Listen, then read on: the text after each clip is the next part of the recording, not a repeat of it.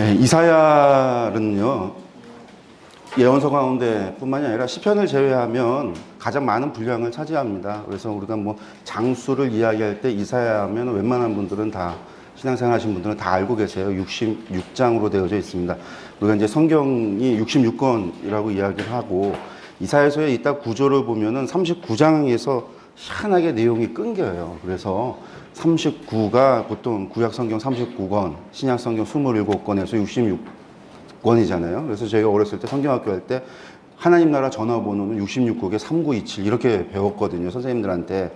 그래서 이제 우리가 성경을 그렇게 외우는데, 이사야서를 가져다가 그래서 1장부터 39장은 구약이고 40장부터 66장까지는 신약이다, 이렇게 이야기하는 분들도 있어요. 성경 가르치시면서요, 그렇게 이야기하는데, 이사야의 이야기는 뭐 40장 이후가 신약이고 39장까지가 구약이다, 그런 의미는 아무것도 없습니다. 이사야 자체가 구약의 말씀이고 이를 통해서 주시는 하나님의 메시지니까 우리가 그렇게 살펴보면 될 것 같은데, 이사야가 어쨌든 66장이라서 길어요. 예언서가 길다 보니까 조금 어렵게 느껴지는 거죠.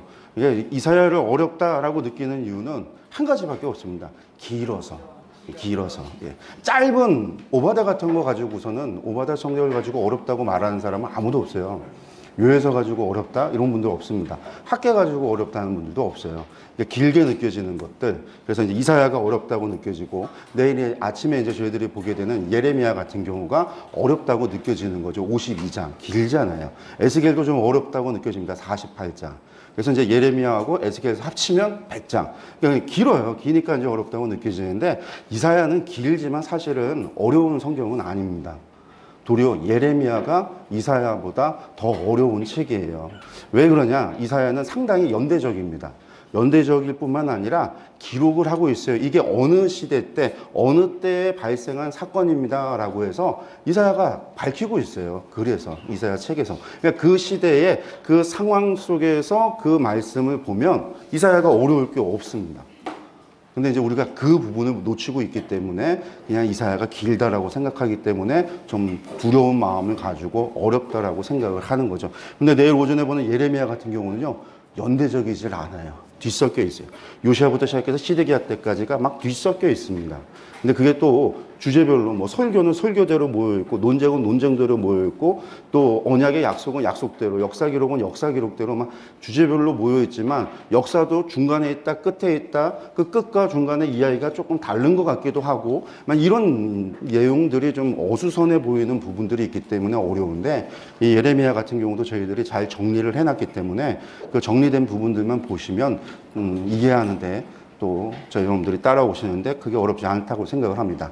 저희들이 이제 역사 얘기하면서 그 그림 같은 거 보여줄 때, 아까 김다혜 목사님이 그러더라고요. 역사의 빨랫줄 뭐 그런 얘기를 하셨어요. 저희들이 이제 자주 쓰는 말입니다. 역사의 빨랫줄에 성경을 걸어놓는, 당시 상황과 배경 속에 그 말씀을 가져다 놓으면 그 이야기가 분명한 의미가 무엇인지를 우리가 찾아갈 수 있기 때문입니다. 그래서 루터가 종교개혁을 하면서 오직 성경으로 이야기할 때 오직 성경으로만 간 게 아니에요.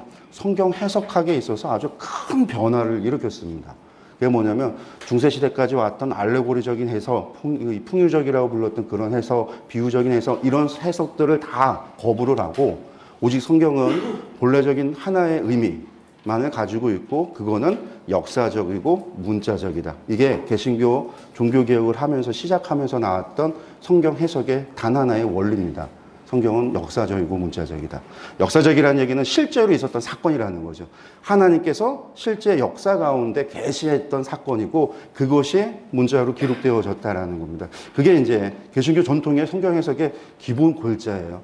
그리고 나중에 이 안에서 본문 문자 안에서, 역사 안에서 성경 주석 반문론들, 이 해석학들이 발전이 돼서 나오기 시작을 하는 겁니다. 그래서 저희들이 이제 가장 기본적인 거 역사 안에 던져놓자라는 거죠. 역사가 뭔지 보자라는 거. 이사야는 역사만 따라가면 쉽다, 결코 어렵지 않다, 이것만 기억을 하시면 좋을 것 같습니다. 들어가서 보시면요, 히브리어로 이사야는요, 예샤후 이러는데, 이사야, 여호와께서 구원이시다라는 뜻입니다. 보통 야, 여, 요 하면 전부 다 여호와를 의미하고, 사가 들어가면 구원의 의미가 있습니다. 그래서 이제 여호와께서 구원이시다라고 하는 이름의 의미가 이 이사야서의 이름이고 선지자 이름의 뜻이기도 합니다. 헬라어로 에사이아스, 이게 그대로 이제 영어까지 오게 되는 거죠. 그래서 구약 성경에서 모세 오경 같은 경우는 두루마리 첫 번째 문장에 나오는 주요 단어 그걸 가지고 성경에 이름을 썼고 이제 열왕기 이제 역사서 같은 경우는 왕들의 기록 보통 이제 그 중요 왕들의 기록으로 그냥 그걸 1, 2, 3권 나중에 나누기도 했지만 왕들의 기록으로 남아 그렇게 이야기를 하고 예언서는 전부 다 예언자들의 이름을 가져다가 이름을 적기 때문에 저희들이 이사야 기록자의 이름을 가지고 이사야 이렇게 보시면 될 것 같습니다. 그래서 여호와께서 구원이시다라는 뜻인데 예언자들은 전부 다 당신의 사명, 자신들이 일했던 것하고 자신의 이름하고 관계가 있습니다. 그래서 요엘 하면 여호와께서 하나님이시다라고 하는 부분 그리고 이사야는 여호와께서 구원이시다 이러한 당신들의 선지자들의 이름이 그들의 사역 가운데 연관이 되어져 있습니다. 그리고 하나님께서 이스라엘의 구원이시다라는 겁니다.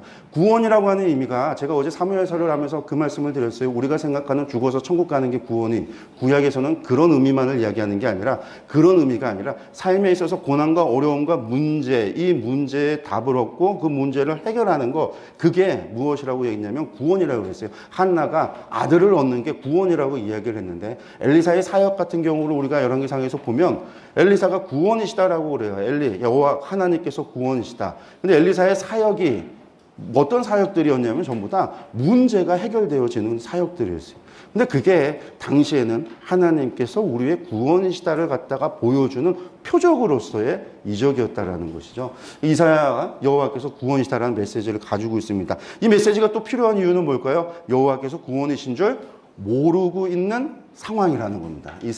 이스라엘이 여호와가 하나님인 줄 모를 때는 여호와가 하나님이시다라는 메시지가 있는 거고 하나님께서 구원이시지 모른다라고 할 때는 하나님이 구원이시다 여호와께서 구원이시다라는 메시지가 주어질 수밖에 없어요. 그러니까 이 시대가 구원이 누구이신가 하나님이시다라는 걸 모르는 시대다라는 거 기억하시면 좋겠습니다. 아모스의 아들로 예루살렘에 거주했습니다. 여선지자와 결혼했던 사람이고 두 명의 아들 스알야숲이라고 하는 아들과 마을살랄 하스바스라고 하는 아들을 뒀습니다.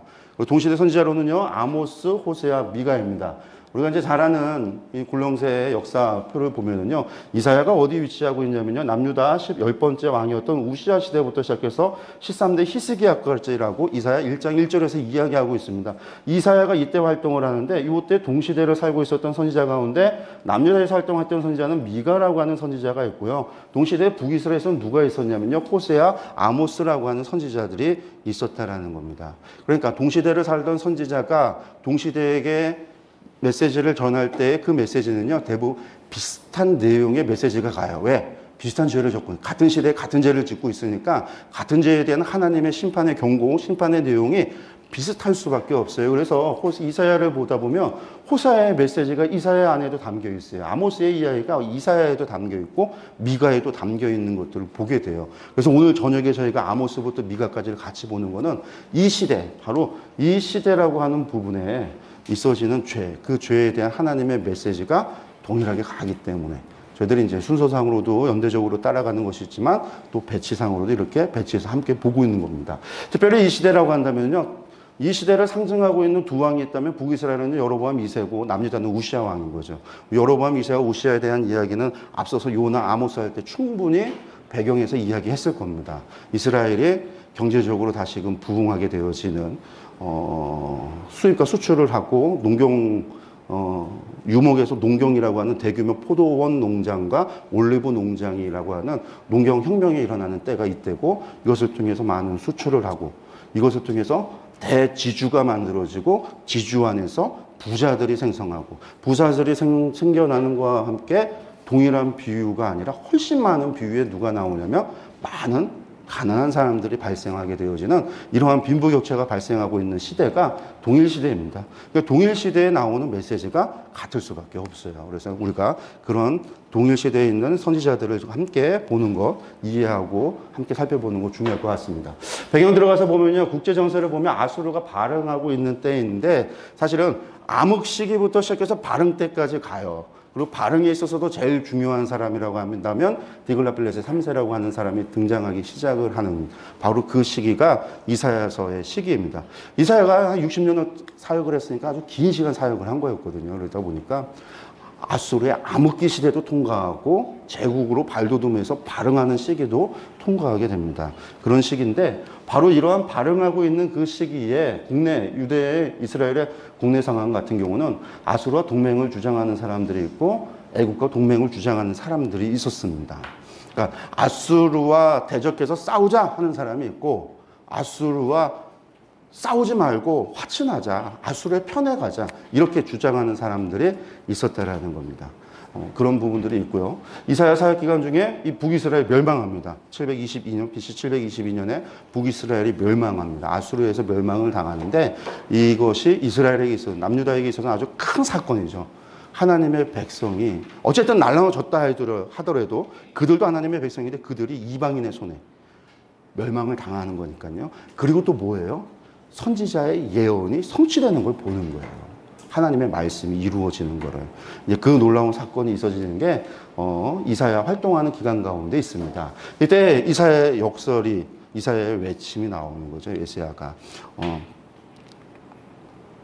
이사야 같은 경우가 여호와께서 구원이시다. 아수르가 발흥하고 있는 그 아수르의 왕이 이 세상이 참된 왕이 아니라 우리가 믿고 의지하고 따라야 될 왕이 아니라 하나님께서 보내실 참된 왕이 있다라는 거예요. 육신의 사람의 왕이 아니라 바로 이새의 뿌리에서 올 하나님께서 세우실 유다의 왕국의 왕, 하나님께서 세우실 참된 왕이 있다라는 것. 세상에 제국을 만들어가는 왕이 아니라 세상의 권력을 가지고 세상을 정복하는 그가 아니라 하나님이 세우는 참된 왕인데 그 왕은 어떤 왕이에요? 평강의 왕이라는 거죠. 그 사람은 어떤 사람이에요? 고난의 종이라는 거예요. 이 놀라운 역설이 이사야가 나오고 있는 메시지, 이 메시아의 메시지의 역설입니다. 그리고 이제 인간적인 세력을 의존하는 걸 중단을 촉구하죠. 왜? 아수르 의지하지 마. 그리고 애굽도 의지하지 마라고 하는 이 두 가지에 대한 중단을 촉구합니다. 나중에 남유다가 멸망할 때 멸망하게 되는 이유가 두 가지예요. 다른 게 아니라 두 가지. 첫 번째, 하나님을 의지하지 않고 이방 나라를 의지한 것. 두 번째, 우상 숭배한 것.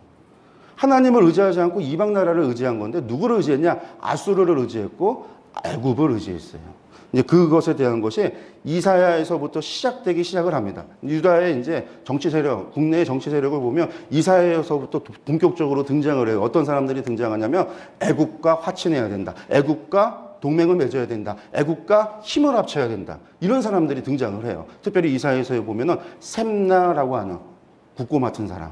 왕궁에 국고 맡았던 사람, 이 셈나라고 하는 사람이 친애굽파, 애굽과 편을 먹어야 된다라고 하는 사람의 수장이었어요. 하나님께서 콕 집어서 말씀하십니다. 너 그 지위 박탈당할 거다. 그래서 hilkiah 아들 엘리야김이 너의 자리를 대신하게 될 거다. 성경 어디에도 하나님께서 하나의 관리를 향해서 예언한 적이 없으신데 이사야서에서 다만 한 번이에요. 그 사람이 바로 애굽의 동맹을 주장했던 사람들의 지도자였던 사람입니다. 이게 이제 당시 상황입니다. 그때부터 시작해서 사실은 시드기야까지 끊임없이 애굽파, 친애굽파, 애굽과 동맹 맺어야 된다. 애굽과 함께해야 된다라고 하는 정치 세력이 이스라엘이 예루살렘을 지배하게 돼요. 그리고 이제 오직 하나님만 의지할 것에 대해서 강조하는 바로 이것이 이 이사야서가 품고 있었던 그때 당시 시대 상황 속에서 선지자들의 메시지, 정치적인 상황, 시대적인 상황, 외부적인 상황들이었습니다. 우리가 들어가서 다시 한번 좀 장별로 좀 구분을 해서 본다면요. 이게 성경에 기록되어져 있는 부분들 가운데 1장부터 6장까지는 우리가 보통 우시야 왕 때다라고 표현을 합니다. 왜냐하면 6장에 이사야의 소명기사가 나오는데 그게 뭐냐면 우시야 왕이 죽던 해라고 표현하고 있어요. 그래서 앞에 1장부터 5장까지의 이야기도 전부 다 우시야 왕 시대일 것이다 라고 추측을 하는 거죠. 1장에서 6장까지가 우시야 시대고요. 7장에서 19장까지가 아하스 시대입니다. 20장에서 39장까지가 히스기야의 시대고요. 40장에서 66장까지가 므낫세의 시대라고 보고 있습니다. 왜 그러는가? 우리가 성경의 1장 1절에서는 우시야, 요담, 아하스, 히스기야라고 분명히 밝히는데 왜 므낫세가 들어갔어? 이렇게 우리가 이제 질문을 할 수가 있는데요. 우리가 39장에 가면 무슨 이야기가 나오냐면 사네립이 어떻게 해요? 아수르에 돌아가서 그가 아들들에 의하여 살해당하고 누가 왕이 되죠? 그의 아들인 에살-핫돈이 왕이 되는 이야기가 기록이 되죠. 에살-핫돈이 왕이 될 것이다 라는 이야기가 아니라 에살-핫돈이 왕이 됐다라는 거예요. 에스라돈이 왕이 되는 때가 언제냐면 므낫세 통치기간 때입니다. 그러니까 히스기야 왕 때까지라고 표현을 이사야는 이야기하고 있지만 실제로는 에스라돈 시대까지의 이야기가 이사야에 포함되어져 있고 그 시기는 므낫세라는 겁니다. 우리가 또 한 가지 앞서서 잠깐 무슨 시간에 김다희 목사님이 예언서 개관할 때 얘기를 하셨는지 정성호 목사님이 11기 할 때도 잠깐 얘기하셨을 텐데 히스기야가 15년 생명 연장받고 어떻게 돼요? 전승의 예는요 문둥병에 걸려요. 문둥병에. 그래갖고 유배당하고 누가 대신 통치를 하냐면 므낫세가 12살에 아버지를 대신해서 대리 통치를 시작을 합니다. 그래서 12년 뒤에 히스기야가 죽는 거예요. 3년을 더 통치를 하고 15년 연장 중에 3년 통치를 하고 12년은 병에 걸렸는데 아마 문둥병이었을 것으로 봐요. 통치를 못하고 부정하니까 여러분들 나병에 걸리면 부정하기 때문에 사람들과 접촉하지 못해요. 접촉하지 못하기 때문에 격리를 시키는 거거든요. 히스기야가 그런 상황에서 결국 그렇게 12년 뒤에 총 생명 연장 15년 가운데 12년을 그렇게 살고 죽고 그 12년 동안은 므낫세가 통치했다라고 이야기를 합니다. 그래야지 통치연대가 므낫세의 55년 통치연대가 12살에 통치가 돼서 히스기야 그 12년을 포함해야 55년이 돼요. 이제 뒤에 연대표 있다가 다시 한번 제가 연대표 보는 시간을 좀 가질 텐데 그 시간이 그렇게 돼야 계산이 돼요. 그리고 그 므낫세 그 기간에 무엇이 있냐면 사네립이 죽어요. 사네립이 나중에 히스기야가 죽고 나서 죽어요. 다음에. 그러니까 히스기야보다 더 오래 살았습니다. 그러니까 성경만 보면 돌아가서 바로 죽는 것 같아요. 이사야의 예언대로. 그래서 벌 받아서 죽었구나 생각하는데 세상에 사네립이 히스기야보다 더 오래 살았어요. 돌아간 다음에 바벨론 정복하거든요. 누구요? 무로닥 발라단이라고 하는 사람이 히스기야한테 누구를 보내요? 사절단 보냈었는데 그 무로닥 발라단의 바벨론 독립운동이 사네립에 의해서 철저하게 망가집니다. 정복당해서 바벨론이 또 아수르에 정복당하는 상황. 사네립이 가서 하는 거예요. 죽은 게 아니라. 그리고 히스기야보다도 더 오래 살았고. 나중에 이제 에스라돈이 되는 이야기가 후대의 이야기입니다. 그래서 이제 저희들이 후대의 40장부터 66장까지를 히스기야 시대이지만 아마 므낫세 통치 기간이지 않을까라고 추측을 합니다. 왜 그러냐? 40장에서 나오는 이야기, 41장, 42장으로 넘어가면요. 거기서 나오는 이야기의 메시지는 뭐냐면요. 우상숭배 문제에 관한 메시지예요. 세상에 하나님과 같은 신이 있느냐?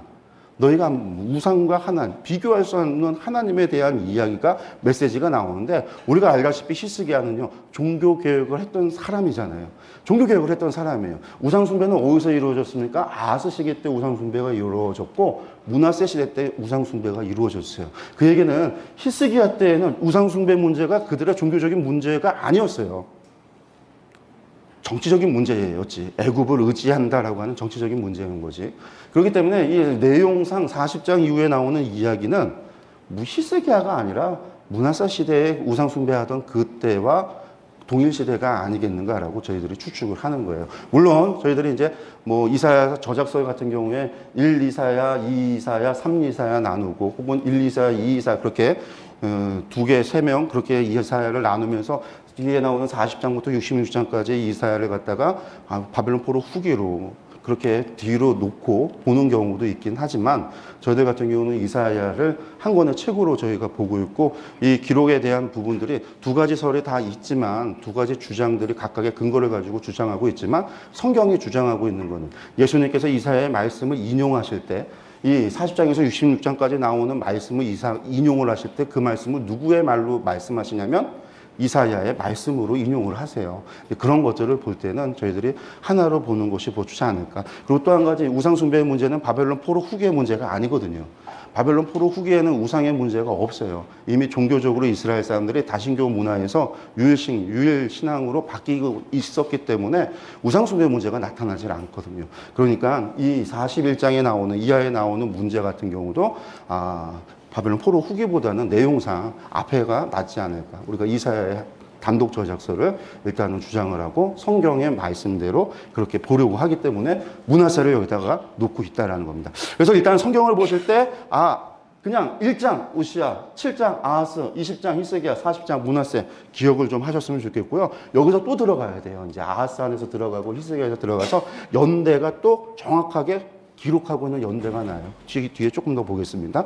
그리고 요 4명의 왕을 보면 그 시대가 우시아 때는 정치적인 위협이 없었어요. 이 사람 때는요. 이때는 어땠어요? 아수르라고 하는 세력이 어떻게 됐습니까? 암흑기로 접어들었기 때문에 북이스라엘과 남유다가 솔로몬 이후에 영토를 가장 넓게 차지했고 부를 축적을 했다고 그랬잖아요. 남유다 같은 경우는 우시아가 엘랏을 수복해서 아카바만에서 들어오는 해상 무역로를 차지해서 그 해상 무역로를 통한 중개 무역을 해서 많은 부를 쌓게 되어지는 거고, 북이스라엘의 여로보암 2세 같은 경우는 다메섹을 정복한 다음에 해안길을 따라서 오는 이 실크로드 무역로를 차지해서 이 애굽과 유럽으로 올라가는 그 무역로를 차지하고 거기서 중개 무역을 통한 많은 부를 축적하게 되거든요. 거기서 보니까 수출하는 게, 무역을 하는 게 돈 버는 거니까 그 돈 버는 걸 보고서 뭘 하는 게 돈 벌까 고민해서 나온 게 기름 짜는 거예요. 포도주. 왜? 장기간 보관할 수 있고 팔아먹을 수 있으니까요. 그래서 대규모 포도원 농장, 올리브 농장들이 만들어지기 시작을 하는 거죠. 이게 우시아, 정치적인 위협이 없었습니다. 외교적인 노력 같은 것도 필요 없어요. 이 시기간은요. 종교적으로는요, 이 사람은 선한 왕이라고 불리우지만 그의 마지막 만료는 실패했다는 거죠. 산당을 그대로 뒀고 이 사람이 하나님 앞에서 제사장이 분향이 되는데 스스로 분향하려다가 교만하여서 뭐가 돼요? 이 사람도 나병에 걸려서, 한센시병에 걸려서 10년간 유배를 당해요. 그 10년 동안 아들 요담이 통치를 하죠. 15년 통치를 하는데 10년이 아버지 시기를 겹쳐 있는 거예요.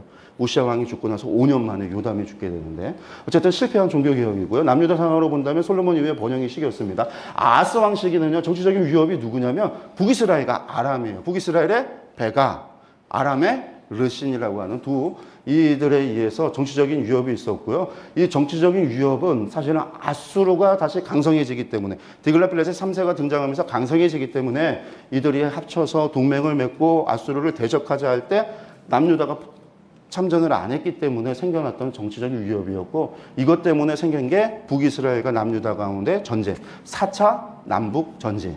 그 네 번째 남북전쟁이 발생을 합니다. 이때 아하스가 드글라필레셋 3세에게 도움을 요청하는 편지를 써서 아수르의 동맹을 맺는데 결국은 속국이 되어 버립니다.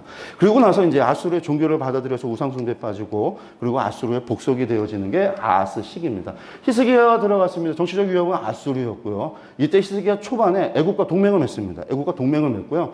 종교개혁을 하는데, 종교개혁을 한다는 얘기는요, 아수르의 종교적 특징이 뭐냐면 아수르 왕은 아수르 신의 현현이에요. 현현.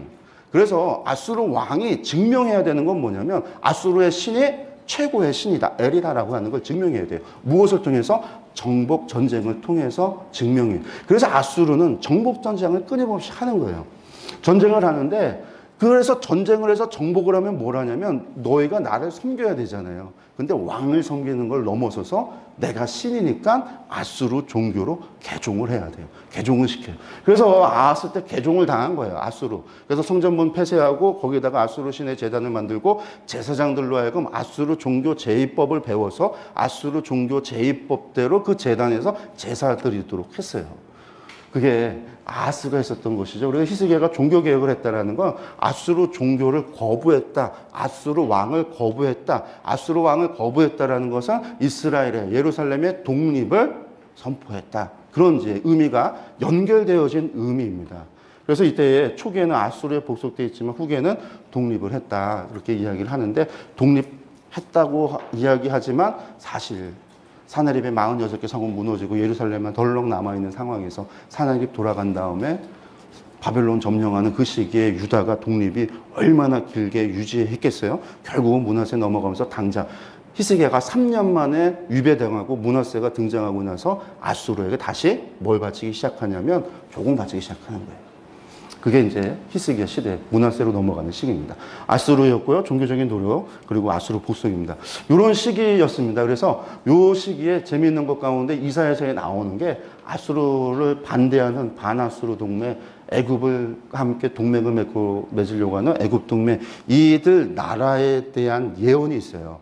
그래서 열방에 대한 예언이 그냥 주변 나라 아무 나라나 갔다가 하나님께서 심판한다는 얘기가 아니라 요때에 이스라엘로 하여금 아수르와 싸우자고 반아수르 동맹에 참가하라고 했었던 반아수르 동맹들, 하나님 그것들 다 심판할 거다. 히스기야 때 애굽과 동맹을 맺자고 하는 애굽 동맹에 참여하라고 했던 그때에, 야, 그 애굽 동맹 의지하지 마, 내가 그것들 다 심판할 거다. 그래서 이사야서에 나오는 열방에 대한 예언은요, 동맹과 관련이 있습니다. 그래서 아하스와 히스기야 시대의 이 국제 정세하고 주변 나라들의 상황을 알아야 이 열방 예언들이 좀 이해가 가요. 안 그러면 열방 예언인데 앞에서 구스 얘기했다가 애굽 얘기했다가 또 애굽 얘기하고 구스 얘기하고 바벨론 얘기하고 반복을 해갖고 이게 자꾸 왜 반복을 하나. 했던 말 또 하고 했던 말 또 하고 이것도 아니고, 그러니까 좀 그런 이제 이사야의 이야기가 이 배경을 알아야지만 그 부분들을 알 수 있습니다. 교령 연대를 보면 740년부터 680년 정도로 보는데 680년으로 보는 근거는요. 전체적으로 우시아부터 히스기야 시대라고 말하고 있었고 사네립이 침략하고 그가 죽게 돼서 에스라돈이 왕으로 등극하는 때까지를 본다면 에스라돈 등극하는 게 681년이에요. 그러니까 681년의 기록이 있으니까 최소한 그때까지가 기록 연대로 잡아야 되기 때문에 그렇게 잡은 겁니다. 그리고 우시아 왕이 죽던 해라고 하는 연대가 이 740년이고요. 그래서 740에서 680년 경 정도로 생각을 하고 있습니다. 우시아 왕 그리고 히스기야 통치 시대 그리고 나중에 680년 경에 아마 므낫세 왕 때 순교당하지 않았을까? 이 나무 사이에 넣어서 톱으로 켜서 므낫세가 그렇게 죽었다. 우리가 다 아는 이야기죠. 그렇게 이제 순교당한 것으로 보고 있습니다. 기록 목적 다른 거 아닙니다. 그의 이름대로요. 구원은 사람이 아닌 하나님에게서 나온다라고 하는 이 진리를 가르치기 위함이다. 죄에 대한 심판과 남아있는 의로운 자를 구원하시고 회복하시는 일을 통해서 하나님의 거룩하심과 영광을 드러내고자 하는 게 이사야의 기록 목적이다. 또 여호와 하나님 외에 다른 신이 없다. 이 진리 이것을 가르치기 위해서 가르쳐주기 위해서 알려주기 위해서 이사야서를 썼다라고 생각하시면 될 것 같습니다. 또 한 가지 이 이사야서에서는 또 밝히고 있는 것 가운데 하나가 뭐가 있냐면요. 바로 요식입니다. 이사야서가 기록된 게 아하스 히스기야 므낫세인데 아하스 히스기야 시대에 아하스와 므낫세를 감싸고 있는 우상, 종교적인 문제는 아수르 종교였고 그리고 히스기야를 중심으로 펼쳐져 있는 성전 멸망에 대한 예고가 처음으로 이사야를 통해서 예고가 되어지는데 그 성전 멸망의 원인이 무엇에서 찾냐면요. 히스기야의 교만에서 찾는 거예요. 히스기야의 교만. 그가 교만했기 때문에 하나님의 영광을 드러내지 못했기 때문에 우리가 이제 정성호 목사님 열왕기 하 강의에서 이미 들으셔서 알고 계시겠습니다. 어쨌든 이것이 이 사실을 보여주고 있다. 그래서 이사야서에는 역사 기록이 있습니다. 역사 기록이 다 들어있어요. 근데 이 역사 기록을 단순히 열왕기에 있는 내용을 가져다가 반복하려고 하는 게 아니라요. 예언서에서 역사를 기록할 때는 역사를 기록하는 이유가 반드시 있어요. 어떤 이유가 있냐면 앞에서 예언을 했고 역사를 얘기함으로 무엇을 얘기하려고 하는 거냐면 예언이 성취되는 것을 말하고 있는 거예요. 역사 안에서 성취된 걸 봐라.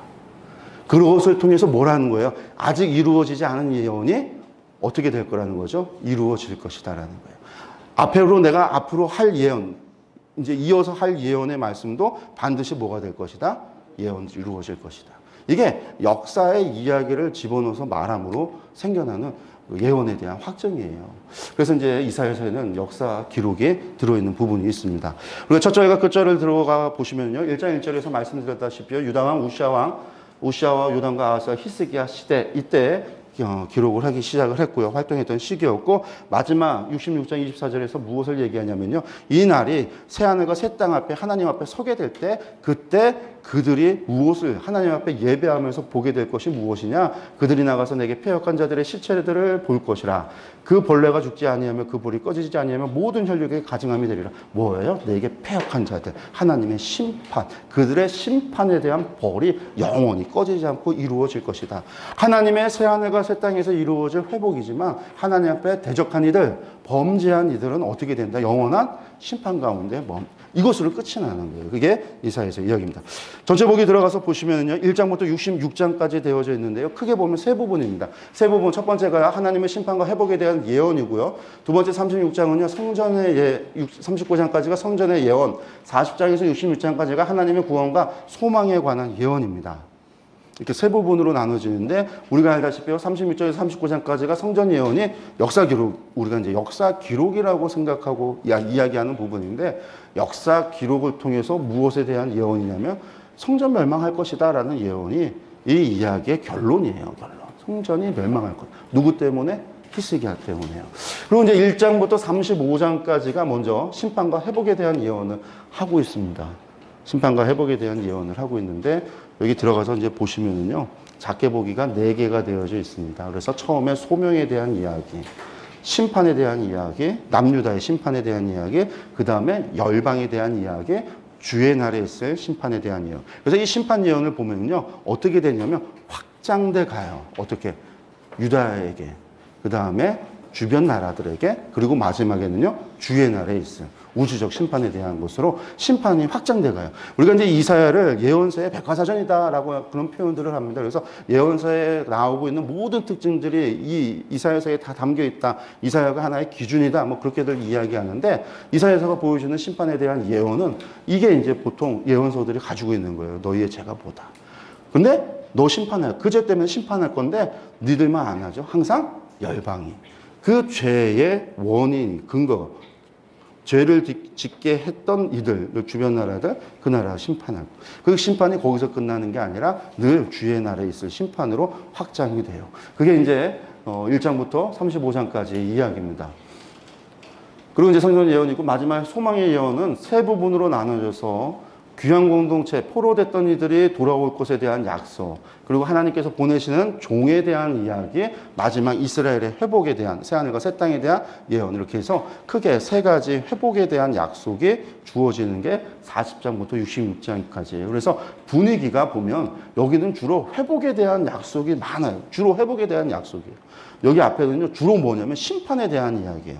그러니까 심판은 예루살렘 멸망 전의 심판 이야기인 거고, 멸망 이후에는 하나님께서 회복에 대한 이야기 아니겠느냐. 그래서 이제 뒷부분이 포로 후기 시대다라고 구분을 하는 이야기, 구분을 하기도 하고, 요게 이제 고레스라고 하는 사람의 이름이 등장하니까, 야, 이거는 예언이 아니라 역사를 경험하고 고레스를 경험한 사람들, 고레스 이후 시대 사람이 과거의 이야기를 쓰면서 고레스라고 이름을 넣은 거다. 그렇게 이제 이야기하면서 이것이 이제 바벨론 포로 후기다라고도 이야기하는데, 그렇지 않다. 저희들은요, 이 시기가 어느 시기다? 므낫세 시기다. 도리어 므낫세 그 시기에, 그 범죄한 시기에 하나님께서 이스라엘의 회복에 대해서 약속하고 있다라고 하는 거. 우리가 이제 그런 부분들, 왜냐하면 앞에서 이사야서에 보면 우리가 제일 이사야하면 가장 많은 예언 가운데 뭐가 있어요? 메시아의 예언이 있잖아요. 메시아의 예언. 근데 메시아의 예언이 한 4개가 나와요. 뭐 더 있을 수 있는데 세분을 하면 우리가 크게 하는 게 4가지예요. 첫 번째 임마누엘, 두 번째 기묘라 모자라 평강의 왕이라, 세 번째 이새의 뿌리에서 태어날 이, 그리고 하나 뭐예요? 고난받는 종. 이렇게 4가지예요. 4가지. 근데 그 4가지 중에 3가지는 어디에서 나오냐면요, 전부 아하스 시기에 주어지는 거예요. 앞에 3가지. 임마누엘, 평강의 왕, 이새의 뿌리. 아하스 시기. 이 아하스가 아수르 왕 의지하는데, 아수르 왕이 왕이 아니라, 참된 왕이 아니라 내가 보낼 메시아가 참된 왕이. 이게 아하스 시기 때 주어진 거예요. 히스기야나 우시야 때가 아니라 악한 시기에, 범죄한 시기에. 그리고 고난받는 종에 대한 약속이요, 52장이에요. 므낫세 시대. 그러니까 이제 우리가 이런 시기로 구분을 해서 볼 수 있다라고 좀 보고요. 또 한 가지 우리가 알아야 되는 거는요, 아까 연대를 갖다가 왕들 연대를 같이 놓는데요, 헷갈리는 것 가운데 하나가 7장하고 13장하고 같은 아하스지만 7장하고 13장하고 연대가 달라요. 연대가 달라요. 그리고 그리고 13장에서 23장까지가 열방에 대한 경고가 있는데, 열방에 대한 경고가 아하스하고 히스기야하고 연대가 달라요. 왕의 배경이 다르잖아요. 그러니까 이 열방에 대한 경고 같은 경우는 13장에서 19장까지는 아하스 시기, 20장에서 23장까지는 히스기야 시기. 아하스하고 히스기야하고 뭐 몇 년 차이 나나 그러는데, 그 시기가 반아수르 동맹, 친애굽 동맹, 애굽 동맹, 이 동맹이 갈라져서 나오는 열방에 대한 경고이기 때문에 이 부분만 저희가 주의해서 보면서 이 시대를 보면 이사야가 결코 어렵지 않다라고 말씀을 드리겠습니다. 들어가서 보도록 하겠습니다. 남유다 심판과 이사야의 소명입니다. 1장부터 6장까지입니다. 1장부터 6장까지인데요. 크게 보면 두 부분입니다. 우시야 시대의 남유다 죄악에 대한 하나님의 심판이 1장에서 5장까지 이어지고, 이사야의 소명이 6장에서 있습니다. 그러니까 6장에서 보통 예언자의 소명은 1장에서 나오는데, 이사야가 가지고 있는 특징은 6장이에요. 그럼 1장부터 5장까지는 뭐냐? 1장부터 5장까지의 이런 상황에서 하나님께서 누가 우리를 위하여 갈고 하시니까 이사야가, 주님 제가 여기 있습니다. 제가 가겠습니다. 소명기사가 나오게 되는 배경이 뭐냐? 1장부터 5장까지가 그 배경이 된다라고 하는 걸 보여주는 거예요. 그래서 이사야서는요, 1장부터 6장까지가 소명이지만 1장에서 5장까지가 남유다 시대에 가지고 있었던 그들의 죄가 무엇인지를 이야기하고 이 죄의 배경 속에서 이사야가 소명을 받았다 생각하시면 됩니다. 그러면 우시아 왕이 소명받은 때가 언제라고? 이사야가 소명받을 때가 언제라고요? 우시아 왕이 죽던 때, BC 740년. 그러면 740년에 우시아 왕이 죽었으면요, 우시아 왕이 죽었던 그때는 또 어떤 때냐면요, 요담이 우시아를 대신하여 통치한 지 10년이 됐을 때예요. 그래서 아까 전체 보기를 보시면 우시아, 아하스, 히스기야, 요담, 므낫세, 요담이 없잖아요. 없지만 사실상 여기는 우시아지만 요담이 10년째 통치하고 있었다라는 거예요.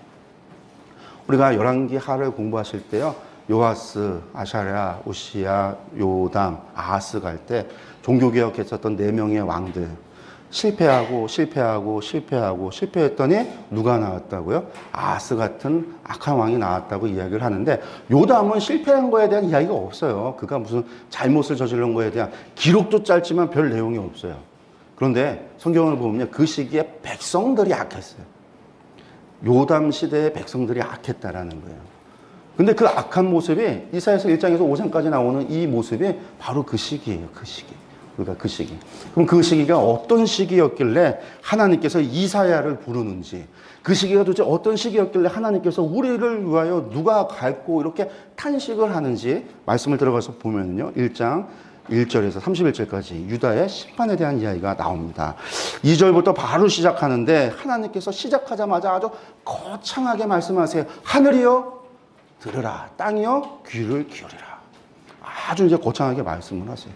왜 그러냐면요, 세상에 소도 임자 알고 나귀도 주인을 알고 동물들도 다 아는데 이스라엘은 몰라요.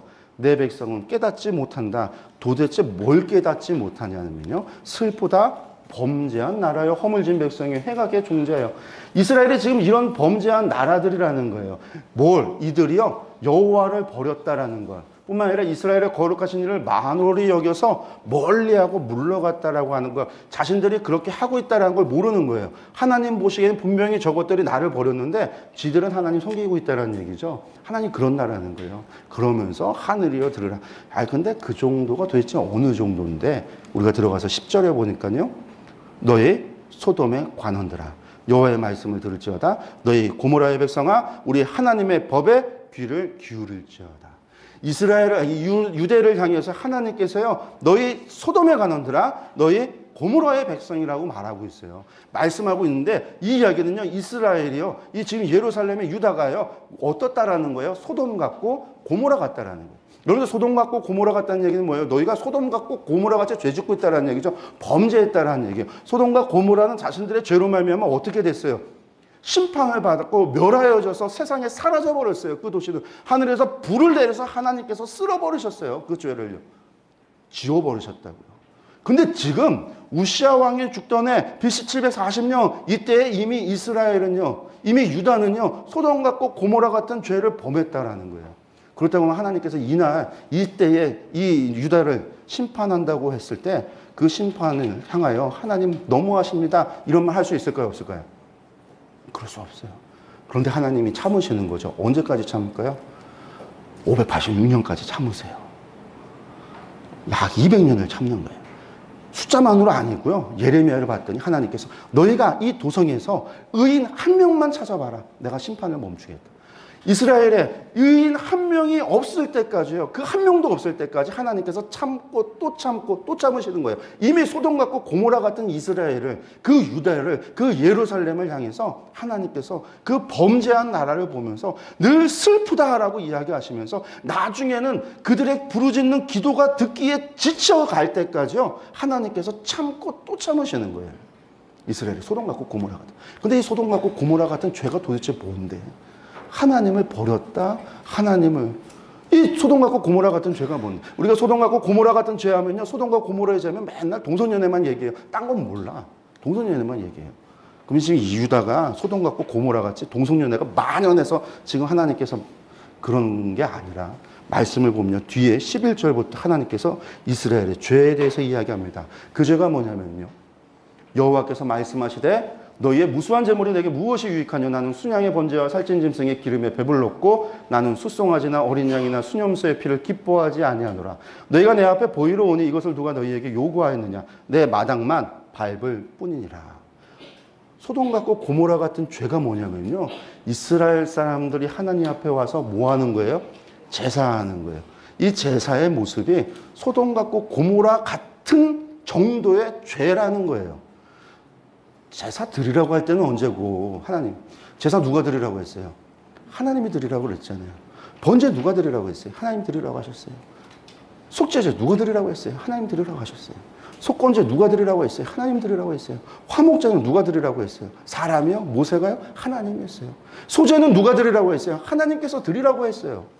절기를 누가 지키라고 했어요? 하나님께서 지키라고 그랬어요. 월삭을 누가 지키라고 했어요? 하나님께서 아니, 어느 때는 지키라고 하고 어느 때는 죄라고 이야기하고 하나님께서 이랬다 저랬다 하시는, 어떨 때는 하나님께서 흠양하시는 바로다, 기뻐하시는 바로다 이러다가 어떨 때는 아주 보기 싫고 너희들 소돔 같고 고모라 같다 이렇게 왔다 갔다 하시는 분이 하나님이세요? 하나님 그런 분 아니시잖아요. 이들의 예배가 무슨 문제가 있는 거예요. 우리가 이스라엘의 멸망을 이야기하고 이스라엘의 죄를 얘기하면요, 항상 그거예요. 우상숭배, 목이 곧고 폐역한 백성들, 우상숭배. 그러니까 우리가 이스라엘을 바라보고 구약의 사람들을 바라보면요, 항상 우리는 구약의 사람들과 이스라엘과 다르다라는 이야기를 해요. 왜 달라요? 나는 우상숭배 안 하니까. 근데 저들은 우상숭배 했으니까. 근데 하나님 보시는 건요, 이들이 뭐 했다고요? 무수한 재물을 하나님 앞에 바친 거예요. 한두 마리 바친 게 아니에요. 무수한 재물을 바쳤어요. 순양의 번제와 살찐 짐승의 기름에 배불렀다라는 얘기는요, 수많은 기름을 바친 거예요. 여러분들 기름은 뭔지 어디서 바쳐요? 화목제, 화목제, 속죄제, 속건제가 기름을 바치잖아요. 기름과 간과 콩팥을 바치는 제사가 그 제사예요. 속죄제를 하나님이 배가 부르도록 수없이 속죄제를 드리고요, 하나님 앞에 수많은 재물을 가져다가 드렸어요. 앞에서 부르는 재물을 드린다는 건 번제예요. 번제의 의미가 뭐예요? 헌신. 하나님 앞에 헌신했다가 수많은 재물을 갖다 바치고요, 하나님이 배불렀다고 말할 정도로 기름을 빼갖고 하나님과 화친하겠다는 화목제, 하나님 앞에 죄를 용서해달라고 하는 속죄제, 사람들과의 죄를 갖다 부지 중에 지었던 죄에 대해서 용서해달라고 하는 속건제, 그 제사 드렸는데 하나님께서 하시는 얘기가요, 나 기뻐하지 않는다. 너희는 내 마당만 밟고 갔다라는 거예요. 마당만 밟고 갔다는 얘기는 뭐죠? 하나님은 어디 계세요? 시온자에 있잖아요. 법궤위 속죄소에 하나님 계시는데 거기까지 안 오고 성전 마당만 밟고 갔다라는 거예요. 하나님 보지 않고 갔다라는 거예요. 그러면서 이 사람들은 뭐 했을까요? 이 사람들은 왜 많은 무수한 재물을 갖다 바치면서 하나님 앞에 헌신하겠다고 번제를 드렸을까요? 이 사람들이 왜 수많은 기름을 가져다가 하나님 앞에 속죄제를 드렸을까요? 화목제를 드렸을까요, 여러분들? 이 사람들한테 물어보면, 여러분들 왜 그랬어요? 뭐라고 대답하실 것 같아요, 그 사람들? 율법에 정해서요?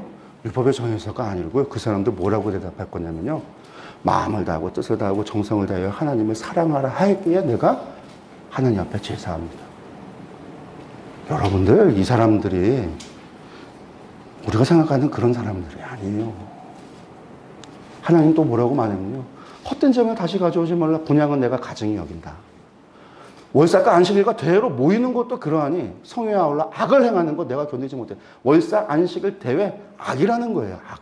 이 사람들한테 왜 한 날마다 월삭을 지키고 절기를 지키고 대회를 모이느냐 물어본다고 한다면 이 사람들 뭐라고 얘기할까요?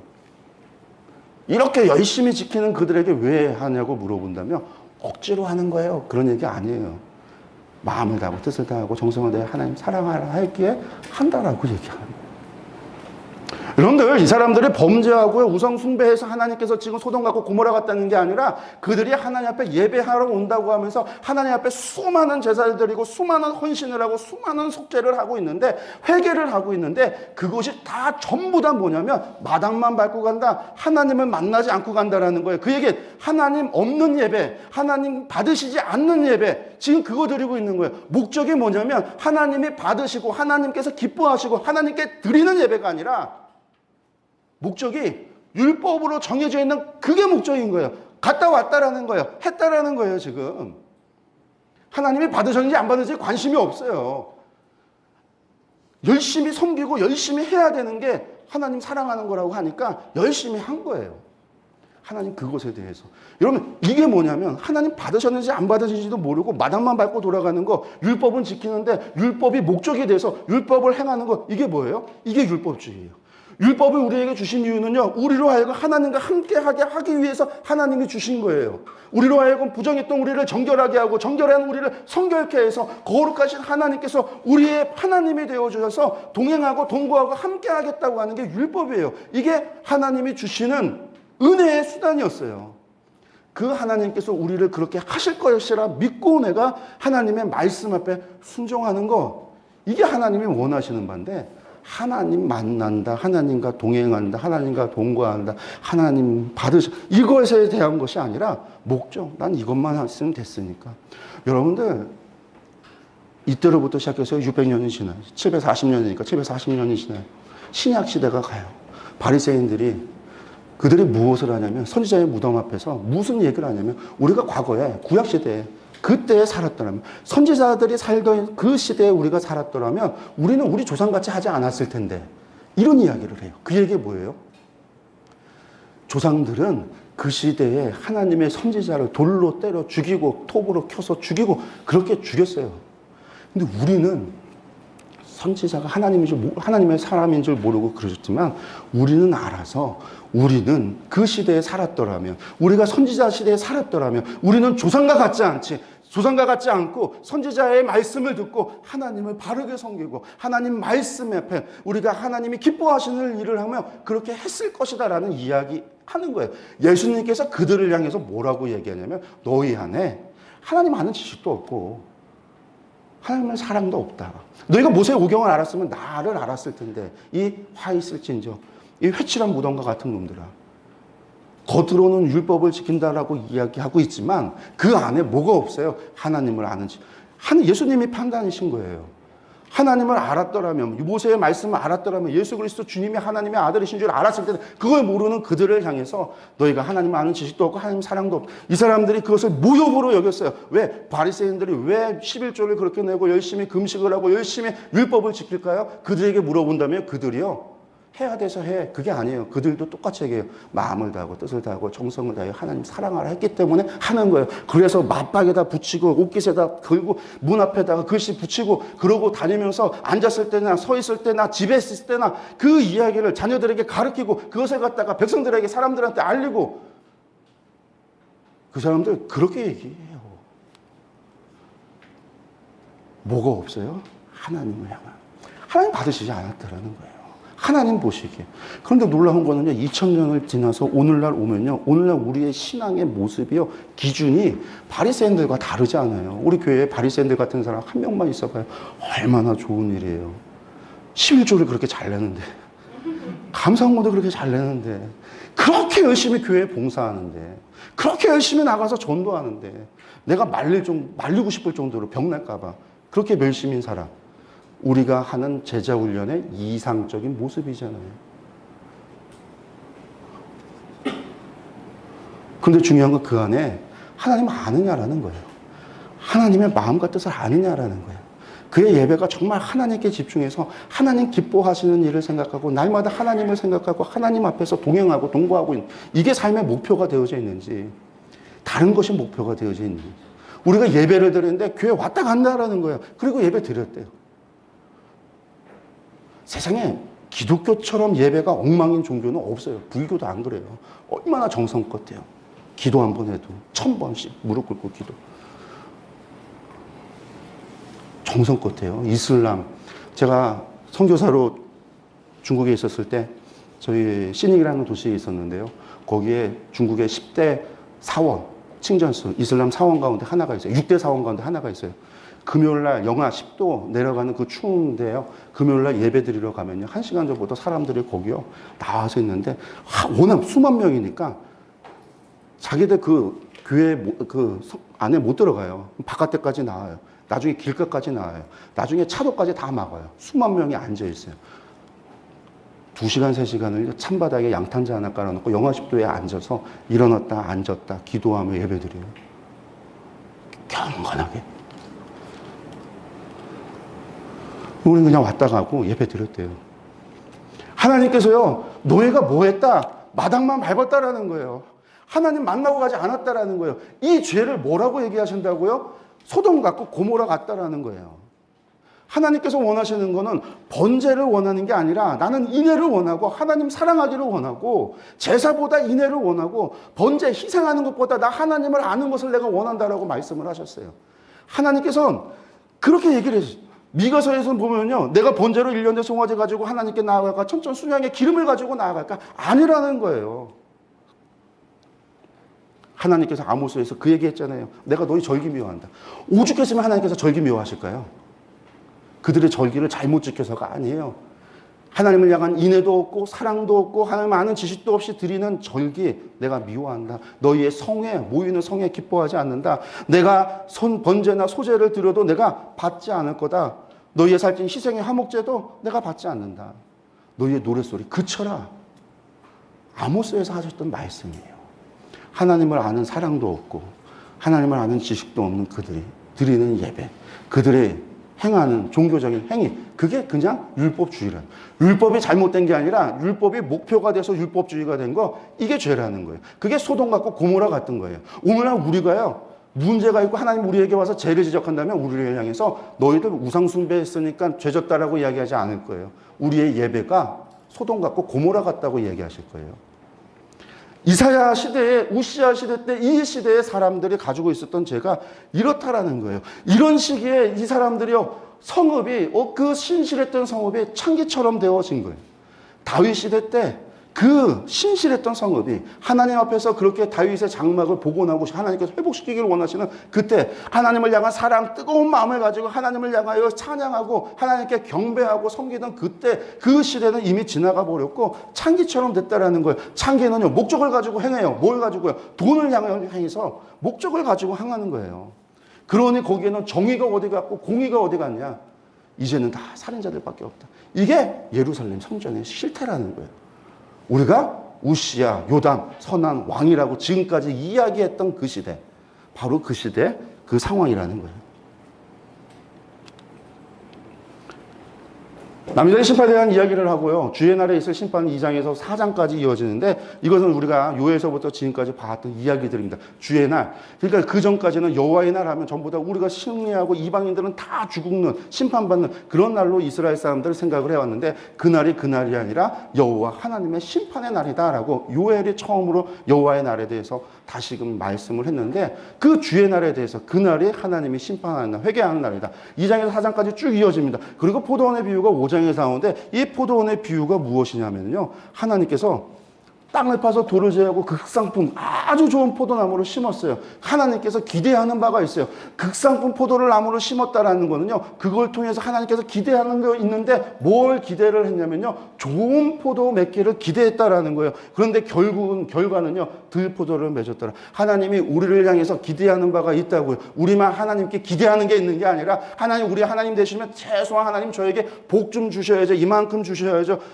지혜도 주고 복도 주고 물질도 주고 건강도 주고 배우자도 좋은 사람 주고 뭐 온갖 기대하는 게 있어서 하나님 앞에 요구를 하잖아요.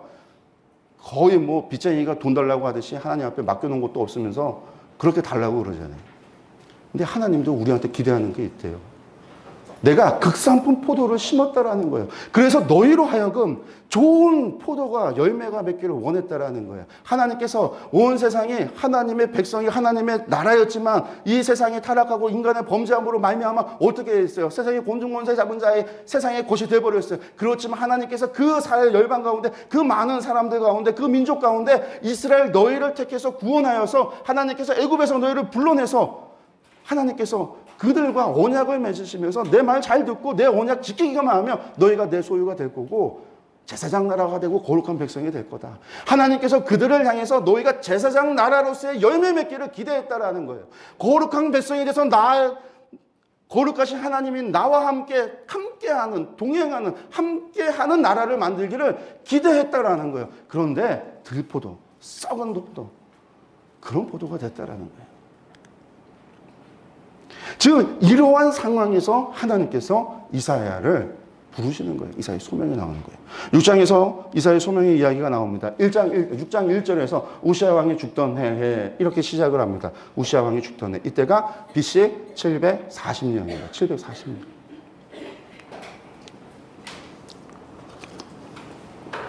그가 성전에서 하나님을 섬기는 그때에 환상을 봅니다. 주께서 높이 들린 보좌에 앉으셨는데 그의 옷자락은 성전에 가득하고, 그리고 그가 보는 것은 뭐냐면 스랍이라고 하는 천사를 보는데, 이 스랍이 날개가 6개가 있어요. 그 날개 가운데 두 날개는 그의 얼굴을 가리고 두 날개는 발을 가려요. 이게 사실은 왕 앞에 갔을 때 최대의 공경의 모습으로 자신의 치부가 보이지 않도록 발을 가리고요, 얼굴 낯을 숙이고 가리는 거예요. 지금 천사가 그것을 하는 거예요. 왜 지금 천사의 모습을 보여주고 있냐면요, 이스라엘 사람들은 천사가 하나님의 말씀을 인간에게 전해준다고 해서 천사를 갖다가 인간보다 나은 존재로서, 영적 존재, 나은 존재로서 천사를 숭배까지 했어요. 그러니까 존귀한 존재로 봤어요. 그들이 볼 때의 존귀한 존재였던 천사가 그 하나님 앞에 최대의 공경의 모습을 가지고 하나님을 섬기는 장면을 그가 보는 거예요. 그 천사가 거룩하다 거룩하다 만군의 여호와여, 하나님을 찬양하는 모습을 보는 거예요. 그때 하나님께서 이사야를 통해서 하는 이야기. 근데 그 하나님께서요, 천사들이 그렇게 하는데 하나님의 메시지는요, 하나님의 말씀은 그때 그 상황과 전혀 어울리지 않는 거죠.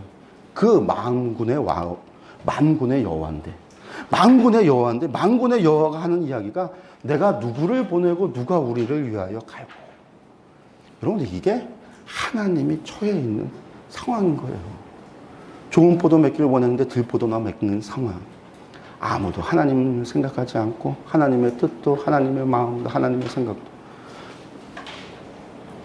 예수님께서 무엇을 먹을까, 무엇을 마실까, 무엇을 입을까 염려하지 말라. 들의 백합화를 봐라. 공중의 새를 봐라. 그 말씀 하시고요, 마지막에 하신 이야기가 뭐예요? 그의 나라와 의를 위하여 기도하라. 근데 저는 그 앞에 꼭 그 단어를 달아요. 예수님께서요, 오죽하면 그의 나라와 그의 의를 구하라고 했을까? 예수님 그 얘기 하셨는데도요, 우리는 죽어도 먹을 거, 입을 거, 마실 걸 위해서 기도를 해요. 죽어도. 우리의 기도를 위해서, 여러분들이 그의 나라와 의를 위해서 산에 올라가서 나무 뿌리 뽑아보신 분 계신가요? 그의 나라와 의를 위해서 40일 기도해 보신 적이 있으세요? 그의 나라와 의를 위해 처절해 본 적이 있으세요?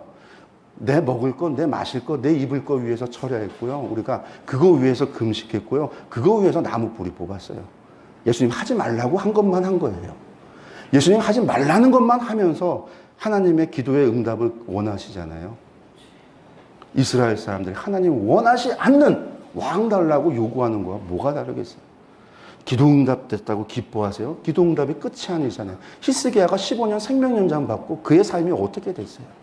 겸손히 하나님의 영광을 드러내고 자신의 삶을 표적으로 삼아 하나님의 영광을, 온 만방이 여호와가 하나님 되심을 알게 했어야 되는데 결국 지자랑했어요. 왕궁 창고, 성전 창고 보이면서 지자랑하고 교만했다가 결국은 예루살렘 멸망당하는 거예요. 그 이후에 이사야와 이 히스기야의 대화를 보면요, 이 사람이 약간 미친 것 같아요. 너 때 말고 네 자녀들이 그렇게 된다니까요, 여호와가 옳습니다. 제 때가 아니니까 좋다라는 거예요. 나만 아니면 돼도 아니고 복불복도 아니고, 이게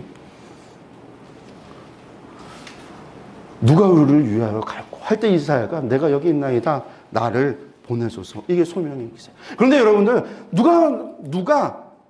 내가 누구를 보내면 누가 우리를 갈고 할 때 하나님 제가 여기 있습니다, 제가 가겠습니다 그랬으면요, 그 다음에 그래 이사야 네가 가라, 네가 가서 외치면 내가 너와 함께 할게, 내가 너에게 권능의 손을 붙잡아 줄게, 권능의 지팡이를 줄게, 모세에게 이야기했듯이요, 엘리야와 엘리사와 함께 했듯이요, 그래 네가 가는 곳마다 표적을 일게 하고 그 표적을 통해서 이스라엘 사람들을 회개하게 하고 그렇게 하겠다라고 말씀하신 게 아니고요, 이 백성들로 하여금 깨닫지 못하게 하겠다라는 거예요. 들어도 듣지 못하고 깨닫지 못하게 하겠다라는 거예요.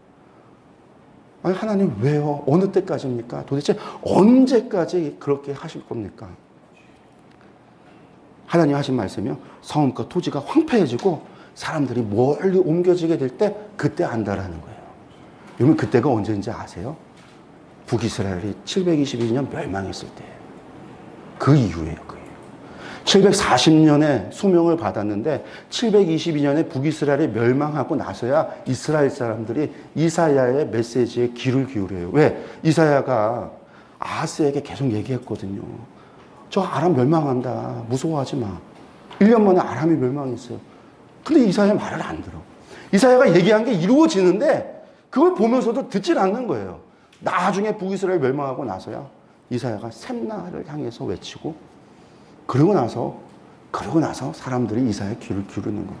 나중에 사내립이 쳐들어와야 그때 돼서 18만 5천 명이 하룻밤 만에 죽어야 이사야의 말이 참되구나 아는 거예요.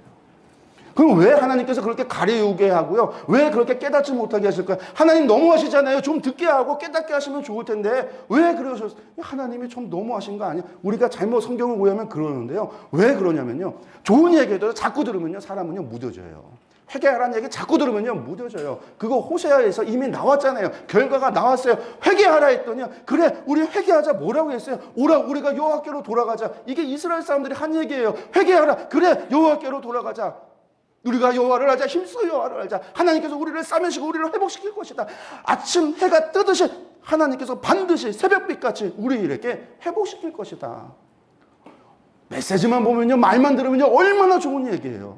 근데 습관적인 회개. 콩 누르면 콩 나오는 거예요. 우리가 날마다 하는 습관적인 회개의 기도. 삶은 변화되지 않지만 기도는 열심히 하잖아요. 회개 기도 안 하는 사람이 있어요? 근데 삶은 변화되지 않잖아요. 습관적인 회개. 하나님 사랑하자. 하나님 우리를 사랑하셨어요. 하나님이 세상을 이처럼 사랑하사 독생자를 주시. 우리가 하나님 처음 만났을 때는 그 말씀이요 우리의 심장을 울리고 뛰게 하고 눈물을 쏟게 하는 말인데요. 아무리 좋은 얘기도 신앙생활 한 몇 년 하고 나니까요. 하나님이 세상을 이처럼 사랑하사 그냥 마음이 무덤덤해져요. 묻어지잖아요. 이사야의 메시지가 묻어지니까요. 그 큰 일을 겪고 나서 여호와가 하나님인 줄 알게 되는 거예요. 여호와가 구원이신 줄 알게 되는 거예요. 그런데 히스기야는 도리어 변절이 돼버려요. 신앙을 잃어.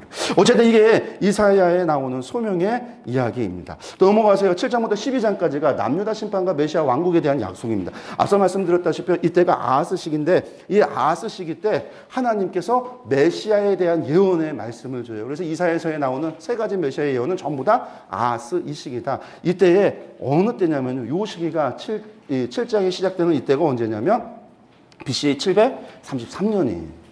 BC 733년입니다. 이 BC 733년에 무슨 일이 있어지냐면요. 베가와 북이스라엘 왕 베가와 아람 왕 르신이 동맹을 맺고 남유다를 침공하는 때가 BC 733년이에요. 1년 뒤 BC 732년에 무슨 일이 발생하냐면 아람이 멸망을 향해요. 디글라필레스 3세에게. 그리고 10년 뒤 BC 722년에 북이스라엘이 멸망을 당하는 거예요. 이게 733년이 7장의 사건입니다. 이때가 앞서도 말씀드렸다시피 남북 4차 전쟁. 우리가 뒤에 연대표로 한번 들어가서 볼게요. 연대표 보시는데요. 교재 732페이지입니다. 732페이지. 우리가 이제 열왕기 상하 이야기하면서 공부하시면서도 한번 들었고요. 그리고 여러분들이 예언서 개관 들으시면서 한번 들었는데 연대표를 보면서 연대를 보면서 제가 이 부분에 대한 이야기들을 말씀을 드리겠어요. 732페이지 321페이지를 보시면은요. 맨 오른편에 아수르라고 되어져 있죠. 아수르라고 되어져 있는데 위에 이제 아수르 나시르팔 2세가 있고 그다음에 살마네세 3세가 있습니다. 살마네세 3세를 보시면은요. 요때 살마네세 3세가 누구부터 시작되냐면요. 북이스라엘 아하방 때부터 이미 활동을 하는데 1차 다메섹 침공, 2차 다메섹 침공, 3차 다메섹 침공, 4차 다메섹 침공 이렇게 넘어가죠. 그래서 4번이나 걸쳐서 다메섹 침공하는 전쟁이 발생하는데 요 전쟁이 이 아수르가 커져서 아람하고 전쟁하는데 아람하고만 전쟁한 게 아니라 아람과 북이스라엘, 남유다, 암몬, 모아, 에돔, 블레셋 이들 나라가 연합해서 동맹국에 대해서 전쟁을 한 거예요. 근데 이 아수르 3에서 3세가 이겨요. 승리를 해요. 이들만 이긴 게 아니라 살마네세 3세가 돌아다니면서 많은 나라를 이겨서 살마네세 비문이라고 하는 그 오벨리스크에 보면은 살마네세 3세가 승리하고 나서 나라들 그게 10개국이 넘는 나라들이 와서 조공을 바치는 살마네세 3세를 섬기는 그 비문이 그 아수르의 비문이 지금 유적으로 남아 있는데 요 이야기가 보면 이때가 이제 살마네스 3세가 공격을 하고 넘어가서 322페이지 보면 예후에게 조공을 받는 이야기가 나오죠. 그러고 난 다음에 살마네스 3세가 죽고 나면 삼시아다 5세, 그 다음에 아단 나라리 3세인데, 아단 나라리 3세 때 보면은요, 805년에 다메섹 침공을 한번 하죠. 요 805년에 다메섹 침공을 해서 다메섹을 정복하고 돌아가지만 무슨 일이 발생하냐면, 내전이 발생을 해요, 내전이. 반란, 지방에서 반란이 일어나고, 아수르 북쪽에 무슨 산맥이 있다고 했습니까? 제가 지도할 때, 우라르트 산맥이 있죠. 우라르트 산맥에는 무슨 나라가 있다고 그랬어요? 우라르트라고 하는 나라가 있는데 이 우라르트라고 하는 나라가 강성해져서 아수르를 침공하기 시작을 해요. 그래서 아수르가 거의 니느웨하고 아수르라고 하는 도시, 요 도시 정도만 남고 거의 모든 세력을 잃어버리게 돼요. 땅들을. 그때가 어느 때냐? 아단 나라의 3세, 다메섹 침공한 이후에 아단 나라의 3세 중반부터 시작해서 아수르 나라의 5세라고 하는 때까지 이어지는 겁니다. 그러고 난 다음에 이제 디글랏빌레셋 3세가 등장을 하는데 디글랏빌레셋 3세가 제국 정복 전쟁을 해서 주변으로 빠르게 정복 전쟁을 해요. 우라르트를 몰아내서 우라르트 산맥을 차지하고 그리고 이제 아람으로 내려와서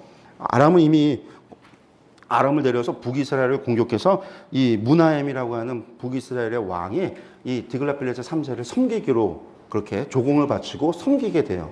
그러고 나서 이 무나햄을 디글랏빌레셋 3세가 뒤에서 봐줬기 때문에 베가가 요단 동편에 있었던 베가가 무나햄 시대 때에는 전쟁을 못해요. 그러다 무나햄이 죽고 그의 아들 부가이아가 왕이 됐을 때 부가이아를 죽이고 왕이 돼버리는 거예요. 그래서 왕이 되고 나니까 이 디글랏빌레셋 3세가 지원했던, 인정했고 자기의 속국으로 삼아서 왕으로 세웠던 이 부가이아, 무나햄 부가이아에 이루어지는 이 부가이아가 죽고 나니까 전쟁을 하기 위해서 내려오는 거죠. 그때가 이 북이스라엘이 뭘 한 거냐면 다시금 과거에 아람과 북이스라엘과 유다와 모압과 암몬과 에돔과 블레셋 동맹 맺어서 아수르와 싸웠던 것처럼 6개국 동맹을 맺어서 싸우려고 전쟁을 하려고 하는데 아하스가 배신을 하고 아수르의 이제 편에 가는 거죠. 편지를 써서 도와달라고 이야기해요.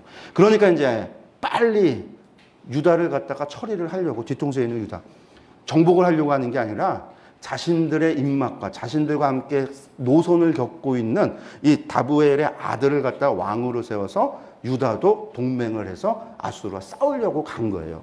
전격적으로 예루살렘으로 가서 아하스만 왕만 교체하려고 갔는데 아하스가 성문을 굳게 닫고 농성을 하면서 북이스라엘, 그러니까 디글랏빌레셋 3세에게 도움을 요청하니까 디글랏빌레셋 3세가 내려와서 바로 그 다음에 아람이 이제 정복을 당하는 겁니다. 732년에.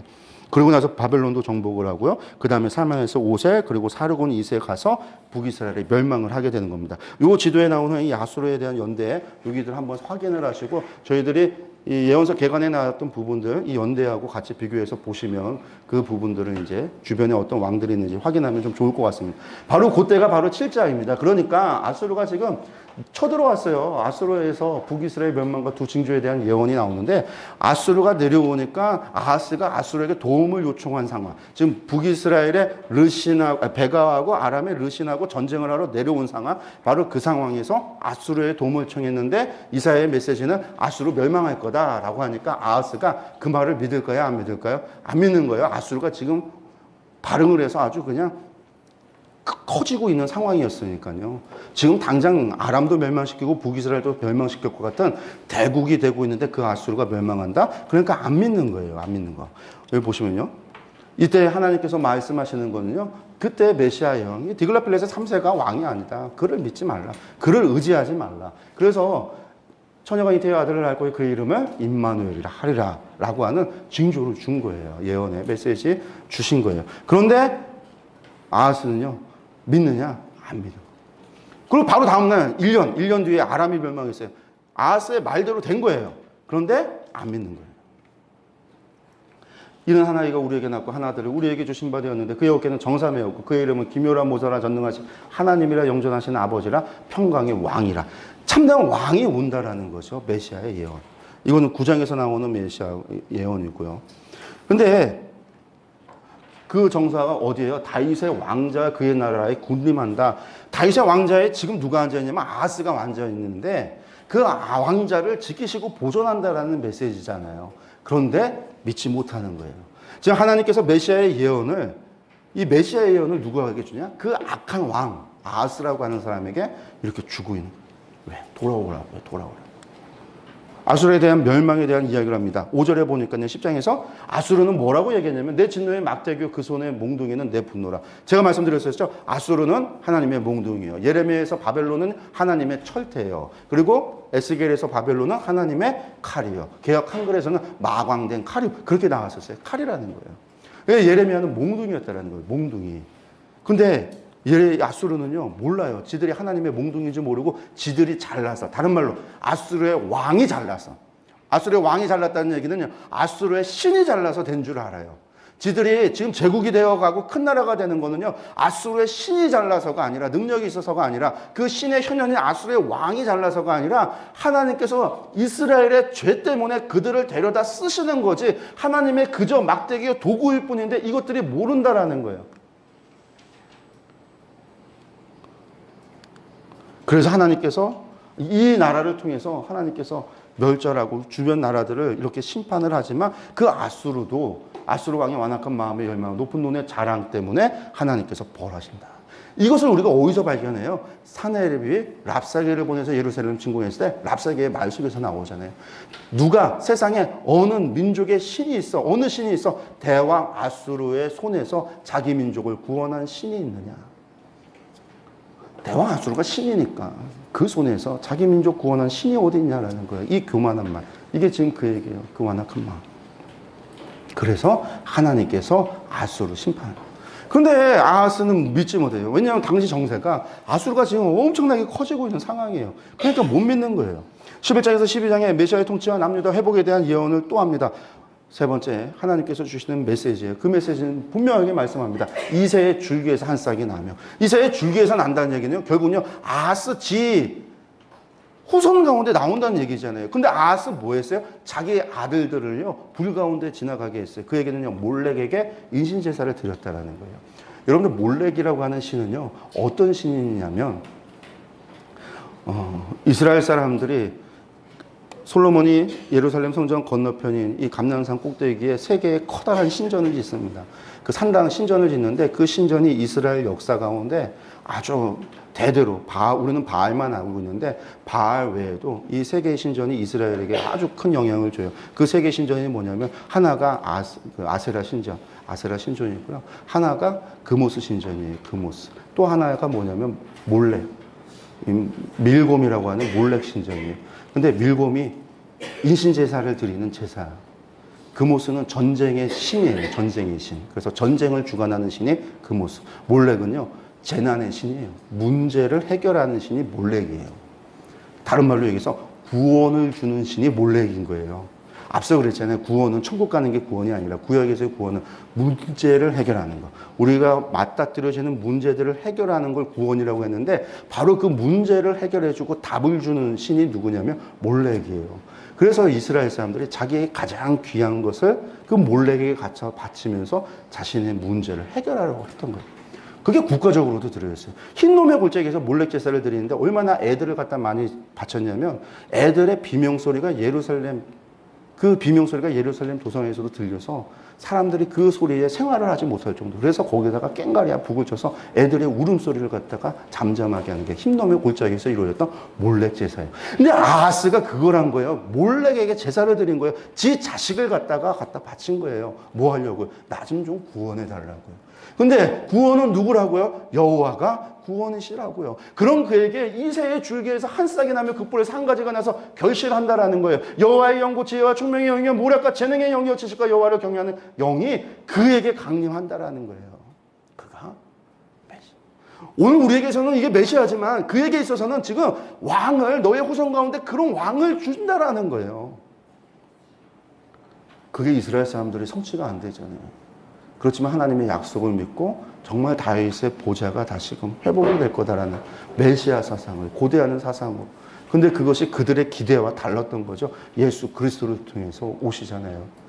왕이라고 하지만 군주가 아니라 십자가에서 화목의 제물, 세상 죄를 지고 가는 양의 모습으로 오니까 받아들이기 싫다라고 해서 죽이는 거죠. 어쨌든 이 아하스 시기에 주셨던 메시지입니다. 넘어가서 볼게요. 그래서 이것을 통해서 이스라엘의 회복이 일어나면 어떤 일이 이루어지냐면요. 물이 바다를 덮은 같이 여호와를 아는 지식이 세상에 충만하다. 이스라엘만 충만하다가 아닙니다. 유다야만 충만하다가 아니에요. 하나님을 아는 지식이 세상에 충만하다라는 거예요. 호세아가 여호와를 아는 지식이 없어 이 백성이 망한다고 그랬습니다. 그의 마지막 한탄이요. 누가 지혜가 있고 총명이 있어? 이것을 알고 하나님의 이 마음과 사랑을 알고 그가 마지막 탄식을 했는데요. 하나님이 회복시킬 그 세상은요. 물이 바다를 덮음 같이 여호와를 아는 지식이 세상에 충만해지는 세상으로 만든다라는 거죠. 넘어간 다음에요. 저희가 13장에서 23장까지 열방에 대한 경고를 하는데요. 13장에서 19장까지는요. 아하스 시기라고 그랬고요. 20장에서 23장까지 히스기야라고 했습니다. 13장부터 19장까지가 아하스 왕 때인데요.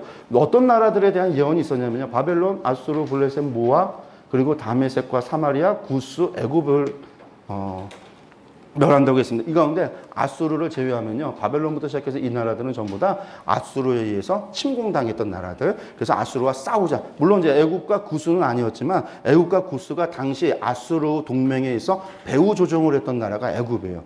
너희들 싸워. 앞에서 싸워. 내가 도와줄게. 내가 지지해줄게. 군사물자 대줄게. 이게 다 애굽에서 했었던 일이었어요. 왜냐면 순망치안이라고 입술이 없으면 이가 시리다고 애굽이 그래서 레반트 지역에 있었던 나라들에 대한 영향력을 계속 행사하고 그 나라들을 통해서 아수르와 대적하려고 했었던 거였거든요. 이게 이제 애굽 동맹이에요, 그게. 근데 아수르와 대적했던 게 이거는 아하스 왕 때예요. 이때 아하스 왕은요. 아수르 편에 먹고 이들 나라들과 대적을 했던 거죠, 결국. 그래서 아람과 북이스라엘과 대적을 했던 거예요. 그리고 히스기야 왕 때는 20장에서 23장까지는요. 다시 애굽과 구스, 바로 직전에 구스 애굽 했는데 여기서 갑자기 애굽과 구스 다시 반복을 해요. 왜 반복을 해? 하지만 이미 아하스 히스기야 바뀌었다라는 겁니다. 북이스라엘 멸망했고 히스기야 때 되면 이미 멸망했던 상황이고 그리고 연대가 바뀌어요. 이때 이제 애굽과 구스, 바벨론, 에돔, 아라비아, 예루살렘, 두로에 대한 예언이 가요.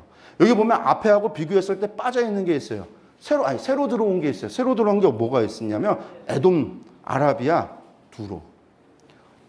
에돔하고 아라비아는 전부 다 사해바다 남쪽이에요. 남쪽. 특별히 네게부 쪽이 아니라 아라비아 광야 쪽으로 있는 지역입니다.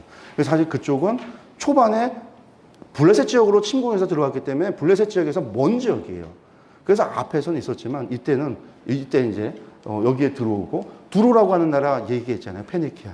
거기가 아주 지리적으로 접근하기가 어려운 지역이었던 두로. 이때 이제 두로가 이 애굽 동맹에 맺어서 애굽과 동맹을 맺고 아수르를 대적했던 나라들. 이때는 히스기야 이 시기에는 초반에 이 애굽 동맹 이들 나라와 함께 동맹을 맺고 아수르를 대적하려고 그래요. 왜냐면 독립을 해야 되는데 자신들 힘만으로는 되지 않고 그래서 사람들이 애국과 동맹 맺읍시다라고 하는 이야기에 귀가 솔깃해서 동맹을 맺어요. 근데 이사야의 이야기, 예레 22장에 보면 셈내를 향해서 하는 이야기, 네가 관직을 박탈당하고 힐게의 아들 엘리야김이 너의 관직을 대신할 거다라고 하면서 이 애굽 동맹의 수장에 대한 예언을 하는 게 22장 여기에 나오는데 그 예언에 히스기야가 반응을 하고 애굽 동맹을 탈퇴를 해버려요.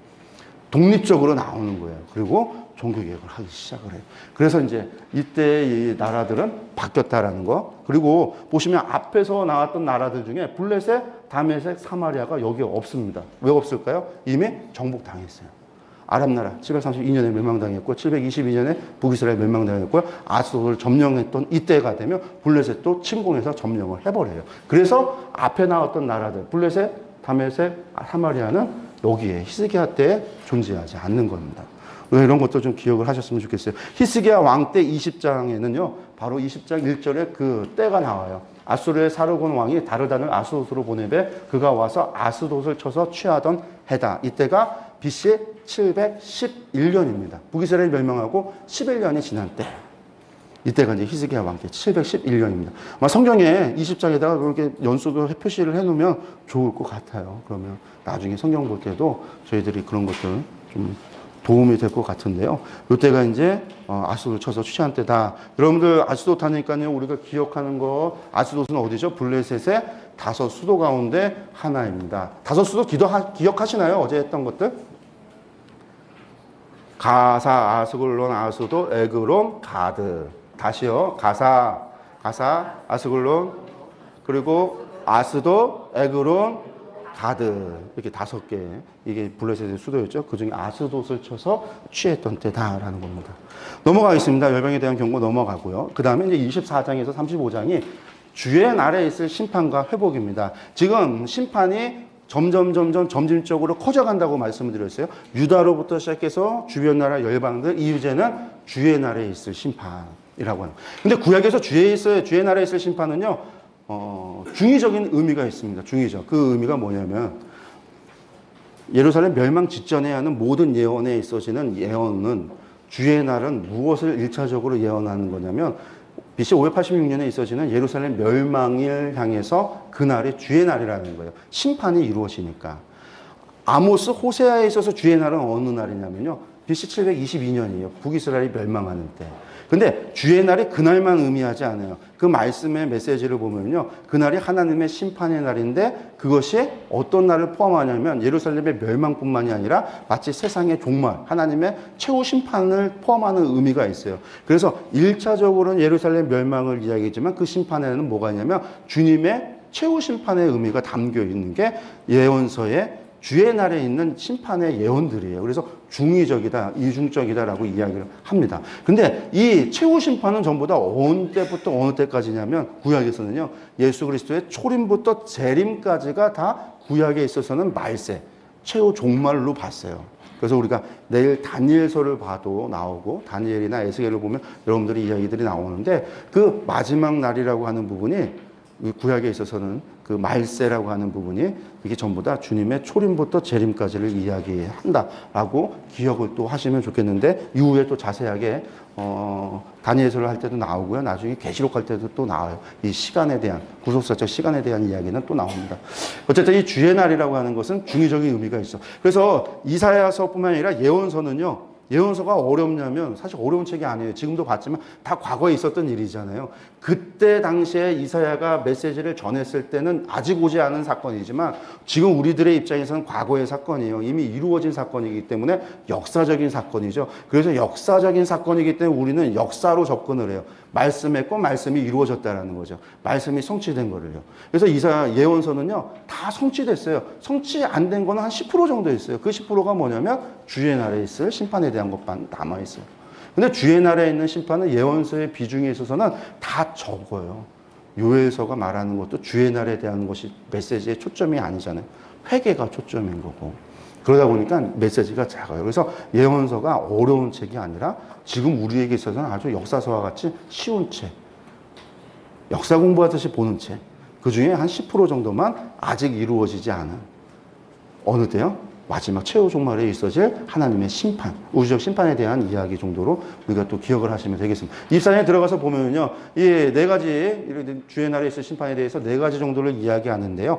그날에 있을 심판과 회복, 그날이 주의 날입니다. 그리고 하나님의 5가지 죄에 대해서 경고하시는 이야기가 나오고요. 그리고 열방, 그 가운데 특별히 에돔에 대한 화를, 에돔이 받을 심판에 대한 예언을 하고 시온으로 귀환할 것. 그러니까 이것은 최후 심판 이후에 이루어질 회복에 대한 말씀이 또 주어지고 있습니다. 이 중에서 주의 날에 대한 심판은 앞서서 유다에서 2장에서 4장까지 주의 날에 있어지는 심판하고 내용하고 거의 비슷한 이야기예요. 주의 날에 있어질 심판이기 때문에 말씀을 그냥 보는 곳으로 넘어가고요. 그리고 28장에서 33장까지 하나님의 5가지 죄에 대해서 경고를 하시는데 화 있을진저라고 시작하면서 하시는 하나님의 메시지입니다. 5가지 죄. 이제 그 5가지 죄가 뭐냐라고 본다면 이렇게 5가지입니다. 사마리아와 예루살렘의 교만에 대해서 경고한다. 28장이에요. 29장에서는 아리엘, 이게 예루살렘인데 종교적인 가식과 속임수에 대해서 경고한다. 아직도 종교적인 가식을 하고 있네요. 종교적인 가식, 위선.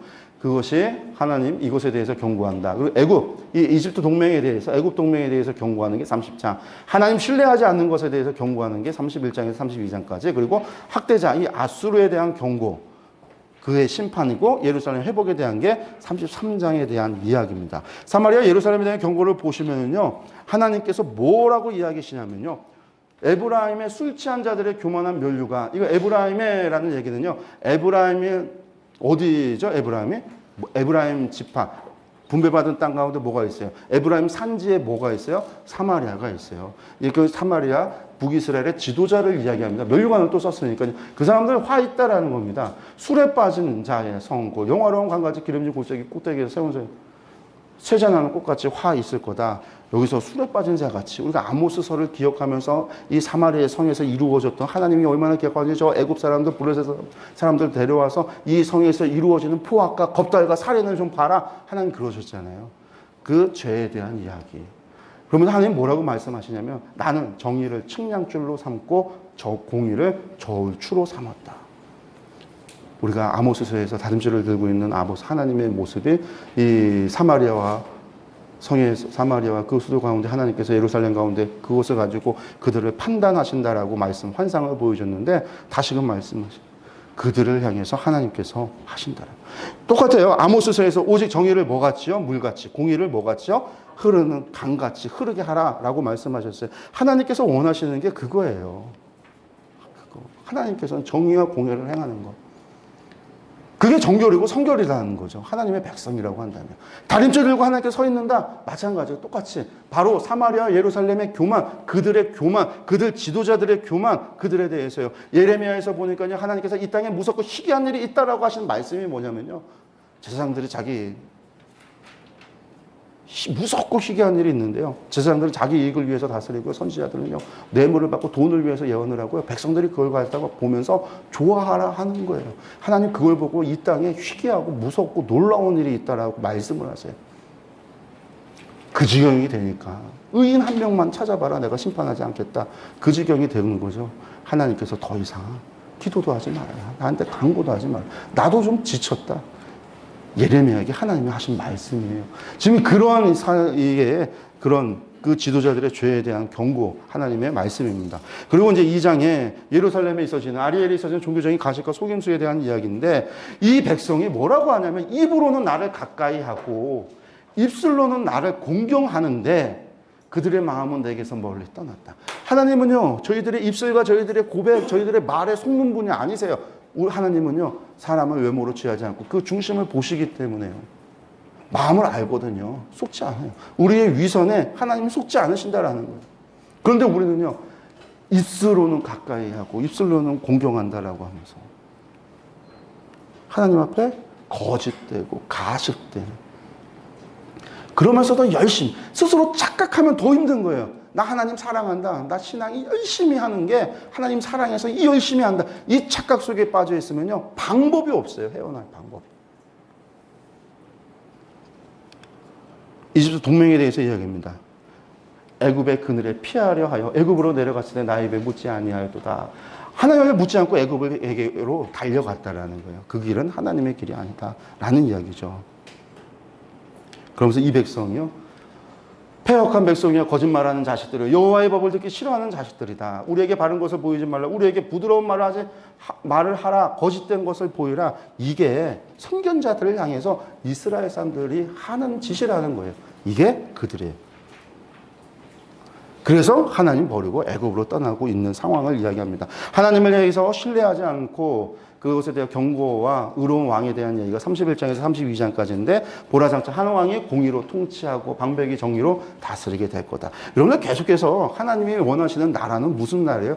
공의를 행하고 정의가 세워지는 나라. 그게 율법이 우리에게 말해주고 있는 나라의 모습이에요. 한마디로 말합니다. 공의와 정의가 행해지는 거. 왜? 하나님이 공의하시니까요. 하나님께서 공의로우시니까요. 하나님께서 거룩하시기 때문에요. 그런 그들에게 위에서 영을 부어 주린다. 그 왕에게 하나님께서 부어준. 그래서 결국 영을 부어줘서 뭘 하겠다? 공의의 열매를 맺게 하겠다. 화평이요 공의의 결과는 영원한 평안이다. 안전이다. 열방 에돔에 대한 화가 대한 이야기가 34장에 있습니다. 에돔은 이스마엘의 후손이, 에서의 후손이죠. 에서의 후손인데 하나님께서 에서를요 사랑하셨어요. 에서를 미워했다 하지만 사랑하셨어요. 그래서 이스라엘 사람들이 출애굽할 때도 에서를 에돔 족속을 침공하지 못하도록 싸우지 못하게 했어요. 에서를 사랑한다. 에돔을 침공하지 못하게 했어요. 에돔이 이스라엘의 곁에 있어서 많은 주변 나라들 가운데 가장 먼저 유대에 속국이 됐던 나라, 유대를 섬겨야 됐던 나라. 그래서 충분히 이스라엘 하나님을 섬길 수 있었던 위치에 있었던 나라가 에돔이라고 하는 족속이에요. 하나님께서 에돔을 사랑하셨기 때문에 아모스서에서 이야기하시죠. 이사야에서 이야기하시죠. 예레미야에서 얘기하시죠. 에스겔에서 이야기하시죠. 오바댜라고 하는 한 권의 책을 또 따로 두셔서 에돔에 대해서 이야기하세요. 그만큼 에돔에 대해서 관심을 가졌고 에서의 후손들에 대해서 특별한 마음을 가지셨기 때문에 그러셨던 거예요. 그런데 이들이 결국은 심판을 받게 되는데 심판을 받는 이유가 다른 게 아니에요. 형제가 고난받는 가운데 그 형제를 괴롭혔다는 거예요. 원수의 손과 함께 그들을. 그게 오바댜에서 나오는 이야기예요. 근데 에돔이라는 나라가요, 역사적으로 강한 나라가 된 적이 없어요. 다윗에게 정복당하고는요, 이스라엘 역사 멸망할 때까지 대부분 유다의 속국으로 있었어요.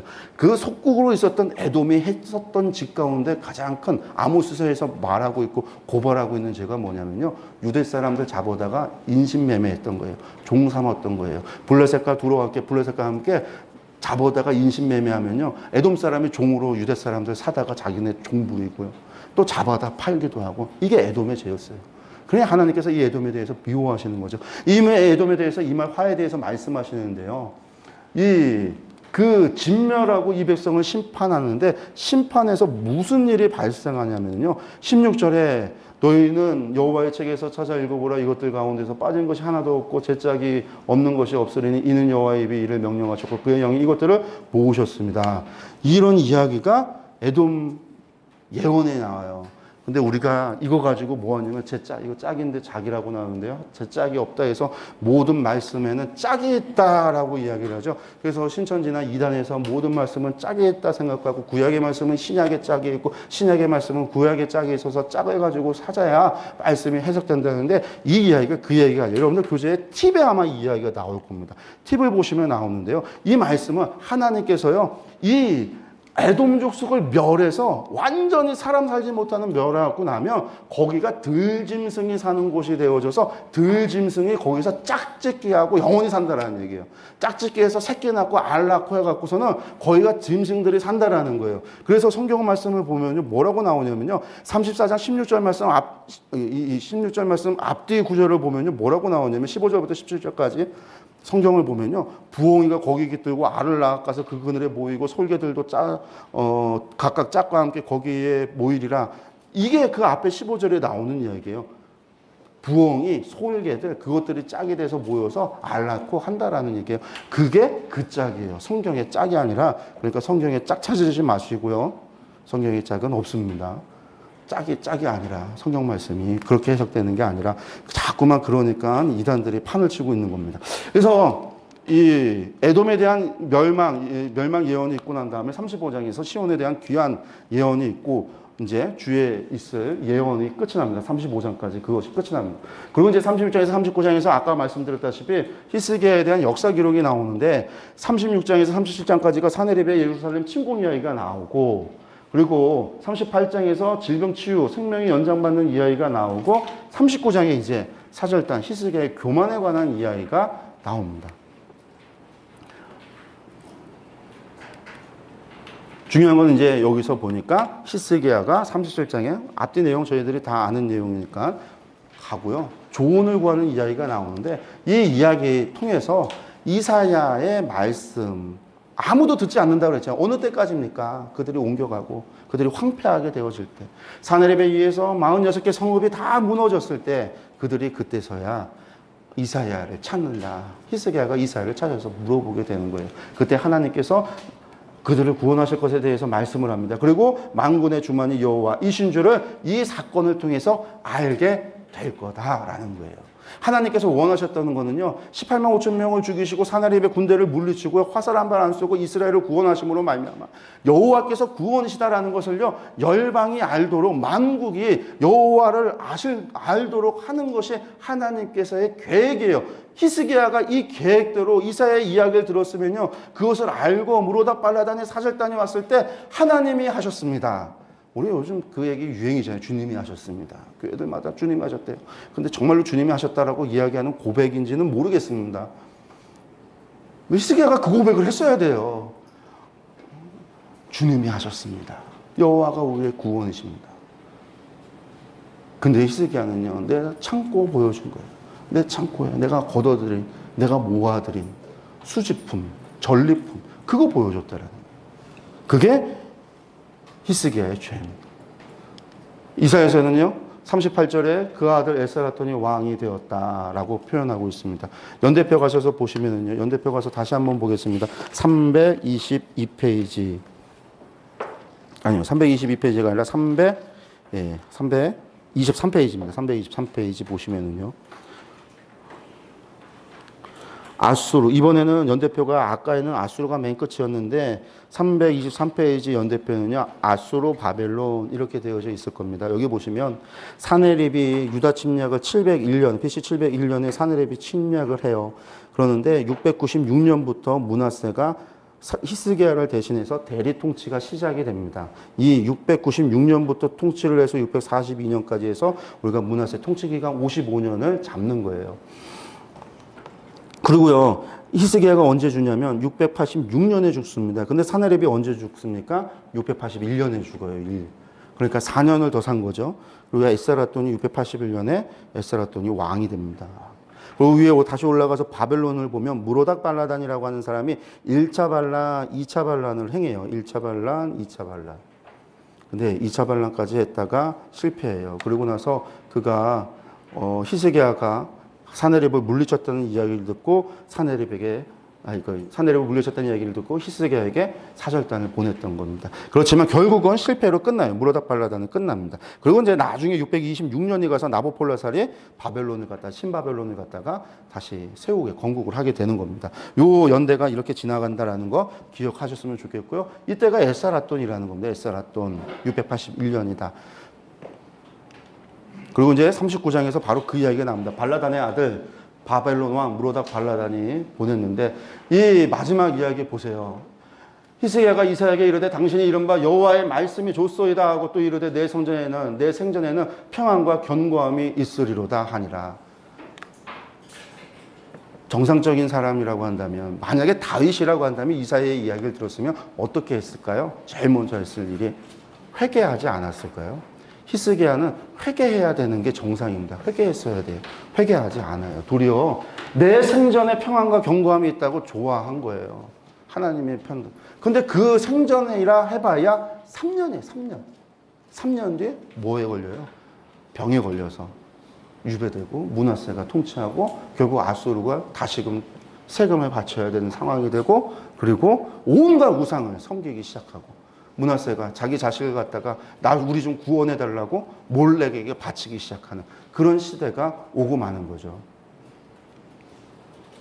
그래서 분열 왕국 시대의 죄악이라고 이야기할 때 여러분들 우리가 므낫세 남유다 멸망의 원인이지만 성전 멸망 이야기할 때 히스기야 교만 때문에 하나님께서 주신 거예요. 하나님께서 처음 예고하셨어요. 다 뺏긴다, 멸망한다. 히스기야의 교만 때문에.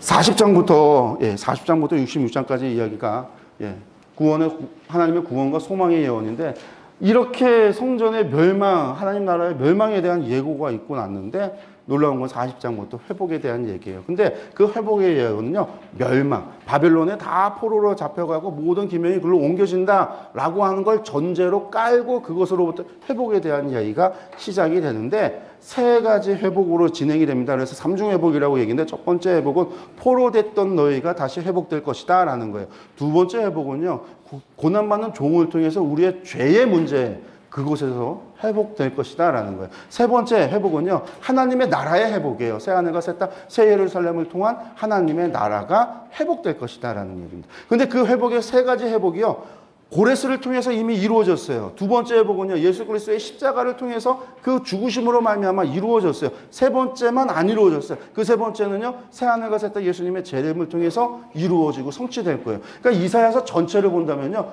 50세까지 이루어진 거예요. 여기 주의 날에 있을 심판, 2장에서 4장까지 주의 날에 있을 심판, 요 세 가지를 제외하면 이사야서 66장 가운데 이야기가 다 성취된 이야기예요. 역사 가운데. 이만큼 성취된 걸 보면요, 이사야가 하는 이야기를 믿어야 돼요, 말아야 돼요? 믿어야 되죠. 아직까지도 안 믿는다면 이거는 문제가 있는 거예요. 이루어질 말씀. 주님 다시 오신다라는 거죠. 새하늘과 새 땅. 요 40장에서 66장까지 이야기 가운데 우리가 40장 2절의 말씀을 통해서 이 삼중회복을 갖다가 저희들이 좀 설명을, 구조를 잡고 이렇게 마지막 부분을 설명을 하면 좋지 않겠는가 해서 저희들이 세운 겁니다. 2절 말씀을 함께 같이 읽겠습니다. 너희는 예루살렘의 마음이 닿도록 말하며 그것을 외치라. 노예의 때가 끝났고 죄악이 사함을 받았느니라. 그의 모든 죄로 말미암아 여호와의 손에서 벌을 배나 받았느니라 하시니라. 예. 40장 2절에서 하신 말씀, 너희 노역의 때가 끝났다. 죄악이 사함을 받았다.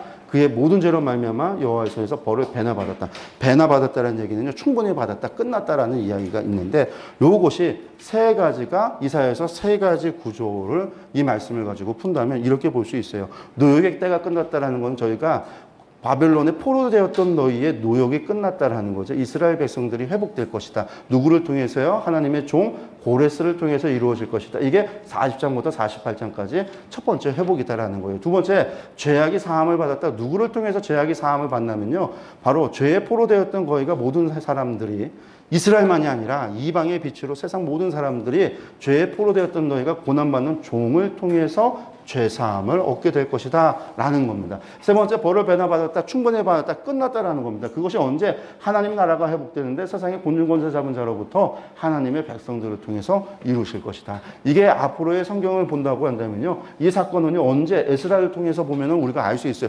고레스와 원년의 고레스 조서를 통해서 이루어지는 것을 볼 수 있고요, 복음서를 통해서 예수 그리스도의 십자가의 죽으심과 그의 부활, 그리고 승천을 통해서 우리가 이 주님의 고난받는 종을 통해서 우리가 죄사함을 얻게 되는, 그것을 우리가 보게 되는 거죠. 그리고 남아있는 것은 뭐겠어요? 이것밖에 남질 않아요. 누가 이루는가? 고레스를 통해서 이루시고요, 고난받는 종을 통했고요, 마지막은요, 하나님의 백성을 통해서 이루어요. 그래서 예수님께서 오셨을 때 무엇을 얘기하셔요? 고난을 받는 종을 통해서 우리의 죄를 사하는 것은 예수 그리스도 주님이 감당할 때의 몫이었어요. 주님의 십자가였죠. 그래서 우리를 향하여 십자가를 지고 나를 따르라 할 때 그것은요, 예수님은 여기에 서서 이걸 바라보고 계시잖아요. 하나님 나라 도래를 이야기하고, 회개하라 천국이 가까이 왔다, 하나님 나라에 대한 이야기를 하는데, 이 하나님의 나라는 누가 감당해야 되냐면 예수님께서 하셔야 될 사명이 아니라 우리의 몫이라는 거예요. 그래서 하나님께서 우리에게 성령님을 보내주셔서 성령의 권능을 받아서 온 유대와 예루살렘과 유대와 사마리아 땅끝까지 내 증인이 되고 모든 민족으로 제자를 잡아 아버지 아들과 성령의 이름으로 세례를 주고 내가 너에게 분부한 모든 것을 가르쳐 지키게 하라라고 말씀하시잖아요. 그래서 이 시기가 교회 시대라고 하는 시대라는 거죠. 이게 우리가 40장 2절을 통해서 이사야에서 마지막 세 부분을 갖다가 이야기할 때 저희들이 보고 있는 겁니다. 그 첫 번째가 40장부터 48장까지가 노역의 때가 끝났다. 바벨론 포로되었던 너희가 돌아오게 될 거다. 누구를 통해서요? 고레스를 통해서요. 근데 고레스를 통하는데 이 모든 일을 행하시는 분이 누구예요? 하나님이시다는 거예요. 40장에 바로 비할 데 없는 하나님으로 인한 위로, 하나님에 대한 이야기를 말씀하시는데 40장 이야기를 보면요, 질문을 합니다. 첫 번째 질문, 도대체 이 질문이요, 창조에 관련된 질문을 해요. 누가 손바닥으로 바닷물을 헤어렸으면 뺨으로 하늘을 쟀느냐? 이거 할 수 있는 없다라는 거예요. 오직 하나님을 통해서만. 두 번째도 마찬가지예요. 누가 하나님과 같다고 하겠는가? 니들이 많은 형상을 갖다가 비하하겠느냐? 우상은 누가 만들었어요? 장인이 만들었잖아요. 장인이 만들어 부어 만들었고 장식이 금으로 입혔는데 사람이 만든 거하고 하나님하고 비교할 수 있느냐? 세 번째, 너희가 알지 못하느냐 하면서 뭐라고 얘기하냐면 땅의 기초가 창조될 때부터 너희가 깨닫지 못해. 누가 창조하셨어요? 하나님께서 창조하셨잖아요. 하나님 말씀으로 세상을 만드셨다라는, 하나님 바로 그런 분이시다라는 거예요. 그러니 누가 너희를 비교하고 누가 나와 동등하게 하겠느냐라고 하면서 하나님 그분을 우리가 이야기를 하는 거예요. 그분이 뭐 하신다는 거예요? 회복한다라는 거예요. 그분이 뭐 하신다라는 거예요? 바벨론 포로됐던 너희를 회복시키신다라는 거예요. 그분이 뭐 하신다라는 거예요? 고난받는 종을 통해서 우리의 죄를 해결하신다라는 거예요. 그분이 뭐 하신다라는 거예요? 새하늘과 새 땅을 통해서 이스라엘을 회복시켜 하나님 나라를 이루어 가신다라는 그 하나님, 비교할 수 없는 그 하나님. 그러니까 여기에 나오는 비교해서 질문하는 내용들을 여러분들이 보시면요, 우상 문제에 가지고 이야기를 해요. 히스기야 때 우상 문제가 없었어요. 그러니까 이 문제가 므낫세 시대로 넘어가서 다시금 우상에 빠져있는 그들에게 우상에게 가서 절하잖아요. 우상에게서 문제 좀 해결해달라고 그러잖아요. 우리를 구원해달라고 자식을 갖다가 사람을 갖다가 바치고 있잖아요. 접신을 하고 부당에게 점을 치고 찼잖아요. 므낫세가. 레위기에서 반드시 죽여야 되는 죄라고 명시했던 걸 다 하는 사람, 므낫세. 그러면서 하나님 말씀을 전하는 의로운 사람들을 갖다가 죽여서 다 성곽 이쪽 큰 도로에서 이쪽까지 사람들을 갖다 놓고 마차로다가 갈아 죽여서 그 피가 온 예루살렘을 뒤덮도록 그런 죄를 범했던 므낫세. 뭐 때문에 그랬어요? 살아보자고요. 우리 좀 살아보자고요. 구원받아보자. 하나님의 백성 의로운 자들 다 죽였던 거예요. 그런 시기에 하나님께서 주시는 메시지. 하나님, 도대체 나와 비할 때가 누가 있어서 그 우상들을 섬기느냐. 나 여호와 하나님을 뭐하라? 믿어라. 신뢰하라. 이게 하나님의 메시지예요. 그 하나님께서 역사를 주관하신다라고 하는 이야기. 그러면서 하나님께서요, 내가 너희 두려워하지 마. 내가 너희와 함께하고. 놀라지 마라. 나는 너희의 하나님이 되고 내가 너희를 도와주고 내가 너희를 붙들어 주겠다.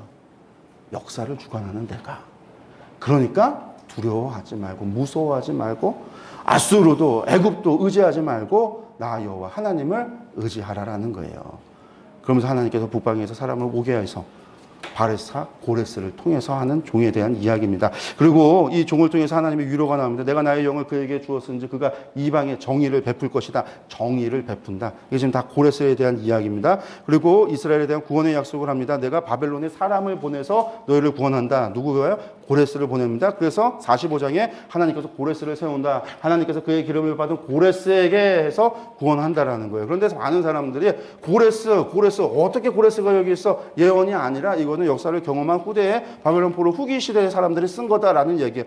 그러니까 이분들이 성경을 좀 자세히 봤으면 좋겠는데요. 45장 1절에서 7절에서 이야기하잖아요. 고레스가 하잖아요. 그 다음에 5절에 뭐라고 얘기하냐면요.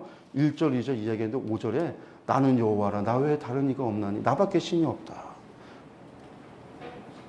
예언은 없고 역사 경험한 사람들이 썼다라고 하는 사람들한테 5절에서 나 외에 다른 신은 없다. 나밖에 신이 없다.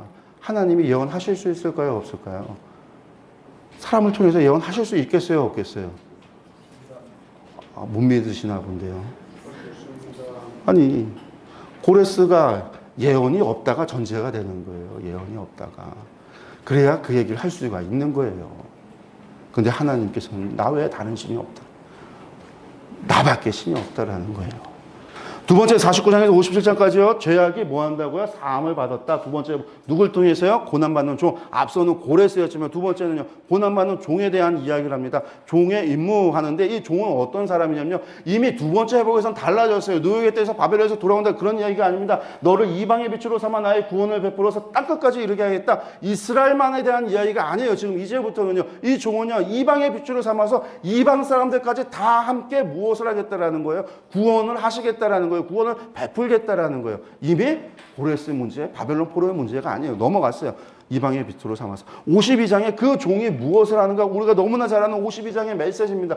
그는 주 앞에서 자라나기를 연한 순 같고 마른 땅에서 나온 뿌리 같고 고운 모양도 없고 풍채도 없었는지 우리가 보기에 흠모할까요? 아름다운 것이 아무것도 없도다. 그는 멸시를 받아 사람들에게 버림받았으며 강고를 많이 겪었고 질고를 아는 자라. 사람들이 그에게서 얼굴을 가리는 것 같이 멸시를 당하였고 우리도 그를 귀히 여기지 않았도다. 그는 실로 우리의 질고를 지고 우리의 슬픔을 당하였거늘 우리는 생각하기를 그는 징벌을 받아 하나님께 맞으며 고난을 당한다 하였도다. 그가 찔림은 우리의 허물 때문이요 그의 상함은 우리의 죄악 때문이라. 그가 징계를 받음으로 우리는 평화를 누리고 그가 채찍에 맞음으로 우리가 나음을 얻었다. 이게 고난받는 종이에요. 이를 통해서 우리가 주님의 죽음을 통해서 우리가 죄사함을 얻었다라는 거예요. 이게 마가복음이 증거하고 있는 겁니다. 예수 그리스도는 고난받는 종이시다. 그런데 우리는 다 하얀같이 그릇 행하여 제각기 각기 제 길로 갔다라는 거죠. 이 고난받는 종을 통해서 하나님이 우리를 구원하시는 이 구원은요 이스라엘만이 아닙니다. 55장 56장에서 다시금 이야기합니다. 아까 이방의 빛이라고 그랬죠. 열방을 초청하십니다. 하나님께서는요 너희는 귀를 기울이고 내게로 돌아와라. 여호와를 만날 때 찾으라. 그렇게 이야기하시면서요 하나님께서 하시는 얘기. 악인은 그 길을 불의한 길은 그의 생각을 버리고 여호와께로 돌아오라. 그리하면 그가 긍휼히 여기신다. 하나님께로 돌아오기만 하면 하나님께서 용서하신다라는 거예요. 모든 사람들 용서하신다라는 거예요. 그리고 나서 이제 58장에서 66장의 마지막입니다. 벌을 배나 받았다. 마지막 하나님의 마지막 새하늘과 새 땅의 회복에 대한 이야기. 마지막 정말 주님의 재림의 때에 있을 이야기를 하십니다. 이 이야기가 58장부터 66장까지 한 9가지 이야기가 쭉 길게 이어져 오고 있습니다. 이 이야기를 하시면서요. 처음 시작 58장에 다시금 이스라엘의 죄에 대해서 언급하는데 이 죄가 무엇이냐 여러분들. 여기서 죄는요, 앞에서 이야기한 그 죄하고 또 달라요. 근데 같은 거예요. 형식에 대해서 뭐라고 얘기하냐면, 내가 기뻐하는 금식은 흉악의 결박을 풀어주며 멍에의 줄을 끌어주며 압제당하는 자를 자유하게 하며 모든 멍에를 꺾는 것이 아니겠느냐. 여러분들, 이거 우리 기도원만 가면 있어요. 내가 기뻐하는 것이 흉악의 결박을 풀어주며. 그래서 다 금식해요. 나의 흉악의 결박을 풀어주고, 금식하면 흉악의 결박들이 풀어진다고 생각을 해서. 여러분들, 근데요, 여기 앞에 보면요, 앞절에 뭐라고 얘기하면요, 우리가 금식하되 어찌하여 주께서 보지 아니하시며. 이스라엘 사람들이 금식을 합니다. 원래 절기상 이스라엘 사람들이 공식적으로 금식하는 날이 있어요. 그날은 대속제일 전날에 이스라엘 사람들이 금식을 하고 참여를 해요.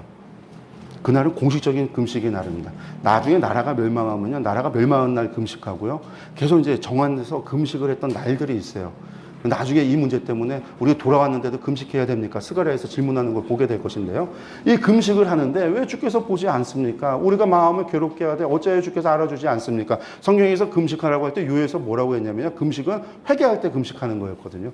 회개하라. 너희가 금식을 선포하고 하나님 앞에 옷을 찢지 말고 마음을 찢고 하나님께 전심으로 회개하면 하나님께서 우리를 돌아보사 우리에게 다시 소제와 전제를 드려 하나님 앞에 제사를 드릴 수 있는 재물을 주지 않겠는가? 이른 비와 늦은 비를 줄 것이고 마지막 때에 하나님께서 하나님의 영을 부어 주신다. 그게 요에서의 이야기예요. 금식이 미스바의 성회에서 그들이 금식을 선포하고 하나님 앞에 회개했을 때 하나님이 그들의 회개를 받아주시고 그들이 아스타롯과 우상들을 제하여 패하여 부숴버리고 하나님께 돌아오는 회개에 회개를 했었는데, 이게 그건데 하나님이 돌아보지 않는 거예요. 그런데 이 사람들이 금식을 어떻게 했냐면요, 금식하는 날에 오락을 구하고 온갖 일을 시켰대요. 그러면서 금식하면서 논쟁하고 금식하면서 다투고 금식하면서 악한 주먹으로 치되, 너희가 오늘 금식하는 것은 너희의 목소리를 상달하려 하는 것이 아니냐. 금식하는 것이 상달, 하나님 앞에 상달, 이 얘기 뭐죠? 금식 투쟁이 아니냐. 하나님 말씀이에요. 오늘 우리 식으로 얘기하면 너희가 머리 묶고 너희가 금식 투쟁하는 거 아니냐. 노사쟁이 하듯이 금식 투쟁하는 거 아니냐. 들어달라고 니들 목소리를 나에게 달게 하려고 하는 것이 아니냐. 그런데 하나님께서 이것에 대해서 뭐라고 하냐면, 말씀하시냐면, 이것이 어찌 내가 기뻐하는 금식이 되겠냐라는 거예요. 이 금식이 어찌 사람이 자기 마음을 괴롭게 하는 날이 되겠느냐. 금식은요, 그게 금식이 아니라 하나님이 기뻐하는 금식은 바로 흉악의 결박을 풀어주는 게 금식이라는 거예요. 앞서 돌아가서 말씀을 다시 보면요, 멍에의 줄을 끌려주고 압제당한 자를 자유케 하는, 너희가 압제하는 사람들을 풀어주는, 너희 가운데에서 너희 집안에서 압제당하는 자들을, 너희의 종들을 풀어주고 자들을 자유케 하는 것, 너희 사회가, 너희 구조가, 너희 백성들 가운데에서 너희 지도자들이 압제하고 너희들이 괴롭게 하고 그런 사람들을 풀어주는 것, 그들을 자유케 하는 것, 그들에게 안식을 주는 것, 이게 하나님께서 기뻐하는 금식이라는 거예요. 밥 굶는 게 금식이 아니라, 이 말이 금식해서 흉악 결박 풀어준다는 게 아니라 하나님이 이게 이스라엘의 죄라는 이야기예요.